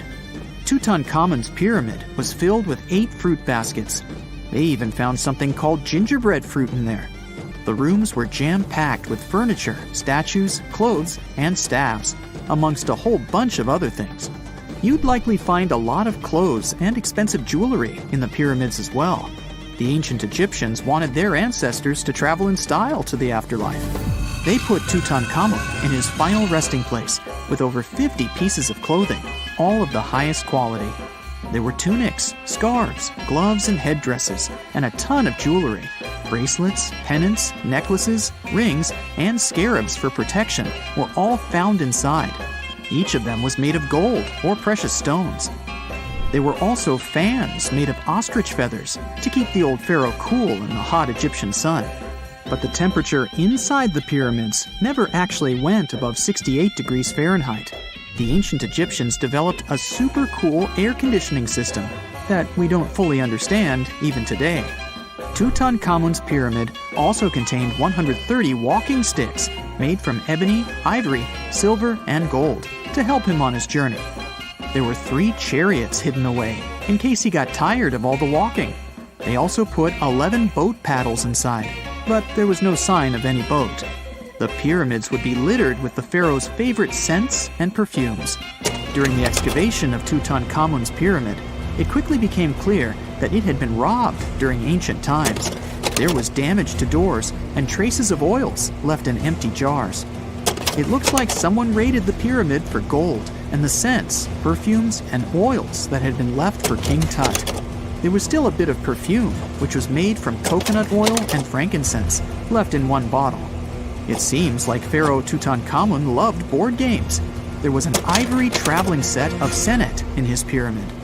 Although we don't know for sure exactly how to play it, we have figured out it was sort of an ancient Egyptian version of backgammon. It looks like it was a 2-player game where the goal was to knock your opponent off the board. Not really sure who Tutankhamun's mummy was supposed to play with though. The ancient Egyptians had some rituals that may seem pretty strange to us. For example, they used to shave their eyebrows off if they ever lost a cat. So it's not too surprising they put some really weird things inside pyramids. Archaeologists discovered a collection of mummified cats and scarab beetles in pyramids that date back more than 4,000 years. They were found in the pyramids of Saqqara, which is south of Cairo. They also found a bunch of makeup kits and mirrors inside. Makeup was worn proudly by both men and women in ancient Egyptian times. Eyeliner was the most popular cosmetic. The Rosetta Stone was one of the best discoveries ever made in pyramids. It was found by our man Napoleon Bonaparte and his team. It's a black granite rock that dates back to 196 BCE. It's transcribed in Greek, Demotic, and hieroglyphic. when it was translated in 1822, we got the key to understanding ancient Egyptian hieroglyphics for the very first time. The discovery of Queen Hatshepsut's mummy in 1903 changed our understanding of the Egyptians forever. After she had passed away, her successor, Thutmose III, removed most of the evidence of her reign, so we basically knew nothing about Egypt's first great female leader. She's now gone on to become one of the few and most famous female pharaohs of Egypt. Pharaoh Khufu even had a fully fledged boat in his pyramid. Archaeologists uncovered more than 1,200 pieces of a giant boat near the Great Pyramid at Giza. They reassembled the boat, and it's a whopping 144 feet long. It's most likely a solar boat, which was designed to carry the resurrected king with the deity Ra. Fun fact, the Pyramid of Giza is the last remaining of the 7 wonders of the ancient world. The other 6 are the Hanging Gardens, the Colossus, the Temple of Artemis, the Mausoleum, the Lighthouse, and the Statue of Zeus. This pyramid was also the world's tallest man-made structure for 3,800 years, and it's the biggest pyramid in Egypt. It took a staggering 2.3 million blocks of limestone, and some weighed as much as 80 tons. It took an incredible 100,000 laborers and a whopping 23 years to build. Its original height was a mega 480 feet. In 2017, archaeologists discovered something weird about Egypt's Great Pyramid. There's a hidden void that's at least 100 feet long, and no one really knows why it's there or what's actually inside it. The weird void is the first inner structure discovered within the 4,500-year-old pyramid since the 1800s. Scientists used cosmic rays to detect the massive hole, but are still no closer today to finding out what's inside. The ancient Egyptians took a lot of care building the pyramids, and everything was strategically placed and structurally sound, so it's super unlikely that this hole is due to blocks falling over time. Loads of pyramids also contain small model figurines called ushabti. These represented attendants. They believed they would come to life to serve the pharaohs in the afterlife. But it's amazing that all this stuff actually fit inside. There isn't actually a huge